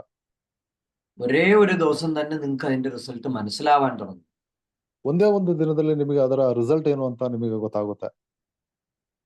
നമ്മളുടെ സൂക്ഷ്മ ശരീരം കോംപ്ലിക്കേറ്റഡ് മെമ്മറി പോയാൽ മാത്രമേ ആക്ടിവേറ്റ് ആവാൻ തുടങ്ങുകയുള്ളൂ. ಈ ಕಾಂಪ್ಲಿಕೇಟೆಡ್ ಮೆಮೊರಿ ಅಂತ ಅದು ಹೋದ್ರೆ ಮಾತ್ರ ನಮ್ಮ ಸೂಕ್ಷ್ಮ ಶರೀರ ಆಕ್ಟಿವ್ ಆಗುತ್ತೆ. സൂക്ഷ്മ ശരീരം ആക്ടിവേറ്റ് ആയാൽ മാത്രമേ പ്രപഞ്ചത്തിൽ നേരിട്ട് എനർജിയും ഇമ്മ്യൂണിറ്റിയും കളക്ട് ചെയ്യാനുള്ള ക്വാളിറ്റി നമുക്ക് വരുള്ളൂ. ಆ ಸೂಕ್ಷ್ಮ ಶರೀರ ಆಕ್ಟಿವ್ ಆದ್ರೆ ಮಾತ್ರ ನಮಗೆ ಬ್ರಹ್ಮಾಂಡದಿಂದ ಎನರ್ಜಿ ಮತ್ತೆ ಆ ಇಮ್ಯುನಿಟಿ ಪವರ್ ಡೈರೆಕ್ಟ್ ಆಗಿ ನಮಗೆ ಕಲೆಕ್ಟ್ ಮಾಡ್ಲಿಕ್ಕೆ ಸಾಧ್ಯ. സൂക്ഷ്മ ശരീരത്തിന് മാത്രമേ ഈ ഡയമെൻഷൻ വിട്ട് മറ്റു ഡയമെൻഷനിലേക്ക് യാത്ര ചെയ്യാൻ സാധ്യമാവുകയുള്ളൂ. ಸೂಕ್ಷ್ಮ ಶರೀರಕ್ಕೆ ಮಾತ್ರ ಈ ಒಂದು ಡೈಮೆನ್ಷನ್ ನ ಬಿಟ್ಟು ಬೇರೆ ಡೈಮೆನ್ಷನ್ ಗಳಿಗೆ ಜರ್ನಿ ಮಾಡ್ಲಿಕ್ಕೆ ಸಾಧ್ಯ ಆಗುತ್ತೆ. സൂക്ഷ്മ ശരീരം ഒരിക്കൽ ആക്ടിവേറ്റ് ആയാൽ നമുക്ക് പ്രപഞ്ചത്തിലെ അനേക രഹസ്യങ്ങൾ നമുക്ക് സ്വയം അറിയാൻ പറ്റും. ಒಂದು ಬಾರಿ ಈ ಸೂಕ್ಷ್ಮ ಶರೀರ ಆಕ್ಟಿವ್ ಆಯ್ತು ಅಂದ್ರೆ ಪ್ರಪಂಚದ ಅಥವಾ ಈ ಬ್ರಹ್ಮಾಂಡದ ಅನೇಕ ರಹಸ್ಯಗಳನ್ನ ನಮಗೆ ತಿಳಿಲಿಕ್ಕೆ ಸಾಧ್ಯ ಆಗುತ್ತೆ. നമുക്ക് അനേക ദൈവങ്ങളെ നേരിട്ട് കാണാൻ പറ്റും. ನಮಗೆ ಅನೇಕ ದೇವಾನುದೇವತೆಗಳನ್ನ ಡೈರೆಕ್ಟ್ ಆಗಿ ನೋಡ್ಲಿಕ್ಕೆ ಸಾಧ್ಯ ಆಗುತ್ತೆ. ജാതി മത വർഗ ഭേദമന്യേ എല്ലാവർക്കും അവരുടെ മതത്തിന്റെ അതേ ചട്ടക്കൂടിൽ നിന്നുകൊണ്ട് തന്നെ ഇതിനെ വ്യക്തമായിട്ട് അനുഭവിക്കാൻ സാധ്യമാവും. ಇಲ್ಲಿ ಜಾತಿ ಮತ ವರ್ಗ ಭೇದ ಭಾವಗಳಿಲ್ಲದೆ ಎಲ್ಲರಿಗೂ ಅವರವರ ಏನು ಆ ಜಾತಿ ಇದರಲ್ಲಿ ಇದ್ಬಿಟ್ಟು ನಿಮಗೆ ಈ ವಿಷಯಗಳನ್ನು ತಿಳ್ಕೊಳ್ಳಿಕ್ಕೆ ಸಾಧ್ಯ ಇದೆ. അന്യമതസ്ഥർ പറയുന്നത് പോലെ എന്റെ ദൈവം മാത്രമേ സത്യമുള്ളൂ എന്ന് ഒരിക്കലും ഒരു സനാതന ധർമ്മിക്ക് പറയാൻ പറ്റില്ല. ಬೇರೆ ಧರ್ಮದವರು ಹೇಳುವ ಹಾಗೆ ನನ್ನ ದೇವರು ಮಾತ್ರ ದೇವರು ಅಂತ ಸನಾತನ ಧರ್ಮದಲ್ಲಿ ಇರುವವರಿಗೆ ಹೇಳಲಿಕ್ಕೆ ಸಾಧ್ಯ ಇಲ್ಲ. കോമൺ സെൻസ് അനുസരിച്ച് വെറുതെ ഒന്ന് ചിന്തിക്കുക, എനിക്ക് മാത്രമേ അച്ഛനും അമ്മയും ഉള്ളൂ എന്ന് പറഞ്ഞാൽ സത്യമാണോ അത്? ನಾವು ಒಂದು ಕಾಮನ್ ಸೆನ್ಸ್ ಅಲ್ಲಿ ನಾವು ಥಿಂಕ್ ಮಾಡಿದ್ರೆ ನನಗ್ ಮಾತ್ರ ಅಪ್ಪ ಅಮ್ಮ ಇರೋದು ಅಂತ ಥಿಂಕ್ ಮಾಡಿದ್ರೆ ಅದು ಸರಿನಾ? എല്ലാവർക്കും അച്ഛനും അമ്മയും ഉണ്ട്. ಸೊ ಎಲ್ಲರಿಗೂ ಅಪ್ಪ ಅಮ್ಮ ಇದ್ದಾರೆ. അവരുടെ എല്ലാവരുടെയും ഒരേ രീതിയിലാണ് ആ മക്കൾക്ക് ജന്മം നൽകിയത്. ಸೊ ಅವರೆಲ್ಲರಿಗೂ ಒಂದೇ ತರದಲ್ಲೇ ಜನ್ಮ ನೀಡಿದ್ದು. അപ്പൊ എനിക്ക് മാത്രമേ അച്ഛനുള്ളൂ, എന്റെ അച്ഛൻ മാത്രമേ ശരിയുള്ളൂ എന്ന് പറയുന്നത് ശരിയല്ല. ಹಾಗಾದ್ರೆ ನನಗ್ ಮಾತ್ರ ಏನು ತಂದೆ ತಾಯಿ ಇರುವಂತದ್ದು, ಬೇರೆ ಯಾರಿಗೂ ಇಲ್ಲ ಅನ್ನುವಂಥದ್ದು ಅದು ಸರಿಯಲ್ಲ ಅಲ್ಲ. എല്ലാ മതസ്ഥർക്കും അവരുടേതായ രീതിയിൽ ആചാര അനുഷ്ഠാനങ്ങളുണ്ട്. ಎಲ್ಲಾ ರಿಲಿಜಿಯನ್ ಅವ್ರಿಗೂ ಅವ್ರದೇ ಆದಂತಹ ಆಚರಣೆಗಳಿರುತ್ತೆ. അവരുടെ ആചാരമനുസരിച്ച് അനുഷ്ഠിച്ച് ജീവിക്കുമ്പോൾ അവർക്ക് ദർശനമുണ്ടെങ്കിൽ അതാണ് അവരുടെ ദൈവം. ಅವರ ಆಚಾರಗಳಲ್ಲಿ ಅವರು ಆ ಸರಿಯಾದ ಸಂಪ್ರದಾಯದಲ್ಲಿ ಅವರು ಬದುಕುತ್ತಿಗೆ ಅವರಿಗೆ ದೈವ ದರ್ಶನ ಸಿಗುತ್ತೆ ಅಂತ ಹೇಳಿದ್ರೆ ಅದೇ ನಿಜವಾದ ದೇವರು. എല്ലാ മതത്തിനും അതിൻ്റെതായ ദർശനങ്ങളുണ്ട്. ಎಲ್ಲಾ ರಿಲಿಜಿಯನ್ಗಳಿಗೂ ಅದರದೇ ಆದಂತಹ ದರ್ಶನಗಳಿದೆ. അത് അതിന്റെ മൂന്നാമത്തെ തലമാണ്. ಅದು ಮೂರನೆಯ ಭಾಗ ಆಗಿರುತ್ತೆ. ഇന്ന് ആർക്കും അത് ലഭ്യമല്ലാത്തത് കൊണ്ട് ദൈവം ഉണ്ടോ ഇല്ലയോ എന്ന് പോലും ആളുകൾക്ക് സംശയമാണ്. ಇವತ್ತು ಅದು ಯಾರಿಗೂ ಲಭ್ಯ ಆಗ್ತಾ ಇಲ್ಲ, ಆದ್ರಿಂದ ದೇವರು ಇದ್ದಾರಾ ಇಲ್ವಾ ಅಂತ ಅದೇ ಒಂದು ಸಂಶಯ ಆಗ್ಬಿಟ್ಟಿದೆ. നിങ്ങളൊന്ന് ധരിക്കുക, എനിക്ക് ദൈവത്തെ പ്രീതിപ്പെടുത്താൻ വേണ്ടി ഞാൻ വേറൊരാളെ കൊല ചെയ്താൽ ദൈവത്തിന് എന്നോട് സന്തോഷം തോന്നൂല്ലയോ? ನೀವು ಒಂದ್ಸಲಿ ಥಿಂಕ್ ಮಾಡಿ ನೋಡಿ, ನಿಮಗೆ ದೇವರನ್ನ ಏನು ದರ್ಶನ ಮಾಡ್ಲಿಕ್ಕೆ ಬೇರೆ ಒಂದು ಜೀವಿಯನ್ನ ಕೊಂದುಬಿಟ್ಟು ನಿಮಗೆ ದರ್ಶನ ಆಗುತ್ತೆ ಅಂತ ಹೇಳಿ ನಿಮಗೆ ಅದು ಆಗುತ್ತಾ? എന്റെ ഉള്ളിൽ കിടക്കുന്ന മൃഗത്തെ ഞാൻ ബലി ചെയ്താൽ ഞാൻ നല്ലവനായി. ನನ್ನೊಳಗಿರುವಂತಹ ಮೃಗವನ್ನ ನಾನು ಬಲಿ ಕೊಟ್ಟರೆ ನಾನು ಒಳ್ಳೆಯವನಾಗ್ತೇನೆ. ആ മൃഗത്തെയാണ് ബലി ചെയ്ത് ഞാൻ ശുദ്ധമായി മാറേണ്ടത്. ಆ ಮೃಗವನ್ನ ನಾನು ಬಲಿ ಕೊಟ್ಟು ನಾನು ಶುದ್ಧವಾಗಿ ಬರ್ಬೇಕಾಗುತ್ತೆ. ഈ മൃഗത്തെ ബലി ചെയ്യുന്ന രീതിയാണ് സൺ മെഡിറ്റേഷൻ. ಈ ಮೃಗವನ್ನ ನಾನು ಬಲಿ ಕೊಡುವಂತಹ ರೀತಿಯೇ ಸನ್ ಮೆಡಿಟೇಷನ್. പിന്നെ നമ്മൾക്ക് യാതൊരു ചിന്തകളും ഉണ്ടാവില്ല, ആ മൃഗം അങ്ങ് പോയി കിട്ടി. ಅನಂತರ ಆ ಒಳಗಿರುವಂತಹ ಆ ಮೃಗ ಅದು ಹೋದ್ರೆ ನಮಗೆ ಯಾವುದೇ ಕೆಟ್ಟ ಚಿಂತೆಗಳಿರುವುದಿಲ್ಲ. നമ്മൾ നമ്മുടെ ഉള്ളിലെ മൃഗത്തെ ബലി ചെയ്യുന്നതിന് പകരം വെളിയിൽ നിന്ന് ഓരോ പ്രാവശ്യം ഓരോ മൃഗത്തെയും പിടിച്ച് ബലി ചെയ്താൽ നമ്മളിലെ മൃഗം വളക്കൂറോടുകൂടി വളരുകയല്ലാണ്ട് ഒരിക്കലും അത് നശിക്കില്ല. ನಮ್ಮೊಳಗಿರುವ ಮೃಗವನ್ನ ನಾವು ಬಲಿ ಕೊಡುವುದಲ್ಲದೆ ನಾವು ಹೊರಗಡೆ ಇರುವಂತಹ ಮೃಗಗಳನ್ನ ಅಂದ್ರೆ ಪ್ರಾಣಿಗಳನ್ನ ನಾವು ಬಲಿ ಕೊಡೋದ್ರಿಂದ ನಮ್ಮೊಳಗಡೆ ಇರುವಂತಹ ಮೃಗ ಅಥವಾ ಆ ಪ್ರಾಣಿ ಏನಿದೆ ಅದು ಬೆಳೆಯುತ್ತೆ ಹೊರತು ಅದು ಸಾಯಲ್ಲ. അപ്പൊ തെറ്റിദ്ധാരണകൾ മാറ്റി സൺ മെഡിറ്റേഷൻ പ്രോപ്പറായി ചെയ്ത് മൂൺ മെഡിറ്റേഷൻ പ്രോപ്പറായി ചെയ്താൽ നിങ്ങളുടെ തലയിലെഴുത്ത്, അതായത് ദശാസന്ധിയിൽ മാറ്റം വരുന്നത് നിങ്ങൾക്ക് സ്വയം പ്രപഞ്ചത്തിൽ പ്രകടമാവും. ಸೊ ಹಾಗಾಗಿ ನಿಮ್ಮೊಳಗೆ ಏನಿದೆ ಆ ಮೃಗವನ್ನ ನೀವು ಬಲಿ ಕೊಡೋದರ ಮೂಲಕ ಸೊ ಇಲ್ಲಿ ನೀವು ಸನ್ ಮೆಡಿಟೇಷನ್ ಮೂನ್ ಮೆಡಿಟೇಷನ್ ನ ಪ್ರಾಪರ್ ಆಗಿ ಮಾಡಿದ್ರೆ ನಿಮ್ಮ ಆ ದಶ ಸಂಧಿಗಳಲ್ಲಿ ಬದಲಾವಣೆ ಆಗುತ್ತೆ. സനാതന ധർമ്മികൾക്ക് അറിയാം നമ്മളെ എല്ലാം ഗ്രഹങ്ങളാണ് നിയന്ത്രിക്കുന്നത് എന്നുള്ളത്. ಸನಾತನ ಧರ್ಮದವರಿಗೆ ಸರಿಯಾಗಿ ಗೊತ್ತಿದೆ ನಮ್ಮನ್ನೆಲ್ಲ ಗ್ರಹಗಳು ನಿಯಂತ್ರಣ ಮಾಡುತ್ತೆ ಅಂತ. ഇത് മോഡേൺ സയൻസും അംഗീകരിക്കുന്ന ഒരു കാര്യം ഞാൻ നിങ്ങൾക്ക് തെളിവ് സഹിതം പറയാം. ಸೊ ಇದನ್ನ ಈಗಿನ ಮಾಡರ್ನ್ ಸೈನ್ಸ್ ಕೂಡ ಅದನ್ನ ಆಕ್ಸೆಪ್ಟ್ ಮಾಡಿದೆ ಅನ್ನುವಂಥದ್ದನ್ನ ನಿಮಗೆ ಒಂದು ಪ್ರೂಫ್ ಮೂಲಕ ಹೇಳ್ತೇನೆ. നമ്മളുടെ ബ്രെയിനിനെ രണ്ടായി വിഭജിച്ചിരിക്കുകയാണ്. ನಮ್ಮ ಬ್ರೈನ್ ಅನ್ನ ಎರಡು ಭಾಗಗಳಾಗಿ ವಿಭಾಗ ಮಾಡಲಾಗಿದೆ. ഒന്നിനെ സൺ സൈഡ് എന്നും ഒന്നിനെ മൂൺ സൈഡ് എന്നും നമുക്ക് പറയാം. ಒಂದನ್ನ ಸನ್ ಸೈಡ್ ಇನ್ನೊಂದು ಮೂನ್ ಸೈಡ್ ಅಂತ ಹೇಳ್ಬೋದು. അതെന്തിനാ അങ്ങനെ രണ്ട് സൈഡ് കൊടുത്തേക്കണം, ഒരു സൺ സൈഡും ഒരു മൂൺ സൈഡും? ಅದು ಏನಕ್ಕೆ ಎರಡು ಭಾಗಗಳಾಗಿ ಮಾಡಲಾಗಿದೆ, ಒಂದು ಸನ್ ಸೈಡ್ ಇನ್ನೊಂದು ಮೂನ್ ಸೈಡ್ ಅಂತ? അതിന് ഉത്തരമില്ല. ಸೊ ಅದಕ್ಕೆ ಉತ್ತರ ಇಲ್ಲ. നമ്മളുടെ ബോഡിയിൽ എന്തിനാണ് ഈ ക്രോസ് കണക്ഷൻ കൊടുത്തേക്കണത്? ನಮ್ಮ ದೇಹದಲ್ಲಿ ಈ ಕ್ರಾಸ್ ಕನೆಕ್ಷನ್ ಏನಕ್ಕೆ ಕೊಟ್ಟಿದ್ದಾರೆ? എന്നാൽ അതിന് ഉത്തരം ആത്മീയതയിലുണ്ട്. ಅದರ ಉತ್ತರ ಆಧ್ಯಾತ್ಮದಲ್ಲಿದೆ. എന്നെങ്കിലും നമ്മളുടെ സൂക്ഷ്മ ശരീരം ആക്ടിവേറ്റ് ആവുന്ന സമയത്ത്, ಯಾವಾಗ ನಮ್ಮ ಸೂಕ್ಷ್ಮ ಶರೀರ ಆಕ್ಟಿವ್ ಆಗುತ್ತೆ, നമ്മളുടെ സൂക്ഷ്മ ശരീരം നമ്മളിൽ നിന്ന് വിട്ടുമാറും. ನಮ್ಮ ಸೂಕ್ಷ್ಮ ಶರೀರ ನಮ್ಮ ದೇಹದಿಂದ ಹೊರಗೆ ಬರುತ್ತೆ. ഇപ്പൊ നമ്മളുടെ പിന്നിലാണെന്നുണ്ടെങ്കിൽ അത് നമ്മുടെ മുന്നിലേക്ക് വരും. ಒಂದು ವೇಳೆ ಈಗ ಆ ಸೂಕ್ಷ್ಮ ಶರೀರ ನಮ್ಮ ಹಿಂದೆ ಇದೆ ಅಂತ ಹೇಳಿದ್ರೆ ಅದು ನಮ್ಮ ಮುಂದೆ ಬಂದು ಗೋಚರಿಸುತ್ತೆ. പിന്നീട് നമ്മളിൽ നിന്ന് വിട്ടുമാറി പ്രപഞ്ചത്തിലേക്ക് സഞ്ചരിക്കാൻ തുടങ്ങും. ನಂತರ ನಮ್ಮಿಂದ ಹೊರ ಬಂದು ಅದು ಈ ಬ್ರಹ್ಮಾಂಡದಲ್ಲಿ ಸಂಚಾರ ಮಾಡ್ಲಿಕ್ಕೆ ಸ್ಟಾರ್ಟ್ ಮಾಡುತ್ತೆ. ആ സമയത്ത് നമ്മളുടെ ബോഡിയിലൂടെ എനർജി പ്രവഹിക്കുന്നത് ഇപ്രകാരമായിരിക്കും, ഇൻഫിനിറ്റി പോലെ. ಸೊ ಇಲ್ಲಿ ಗುರುಗಳು ತೋರಿಸಿರುವಂತಹ ಆ ಚಿತ್ರದ ಮೂಲಕ ನಮ್ಮ ಬಾಡಿನಲ್ಲಿ ಆ ಎನರ್ಜಿ ಪ್ರವಾಹ ಮಾಡುತ್ತೆ. ഇതിന്റെ തലയും വാലും കട്ട് ചെയ്താൽ എങ്ങനെ ഇരിക്കും? ക്രോസ് ആണോ? ಸೊ ಇದರ ತಲೆ ಮತ್ತು ಬಾಲ ಕತ್ತರಿಸಿದ್ರೆ ಯಾವ ರೀತಿ ಇರುತ್ತೆ?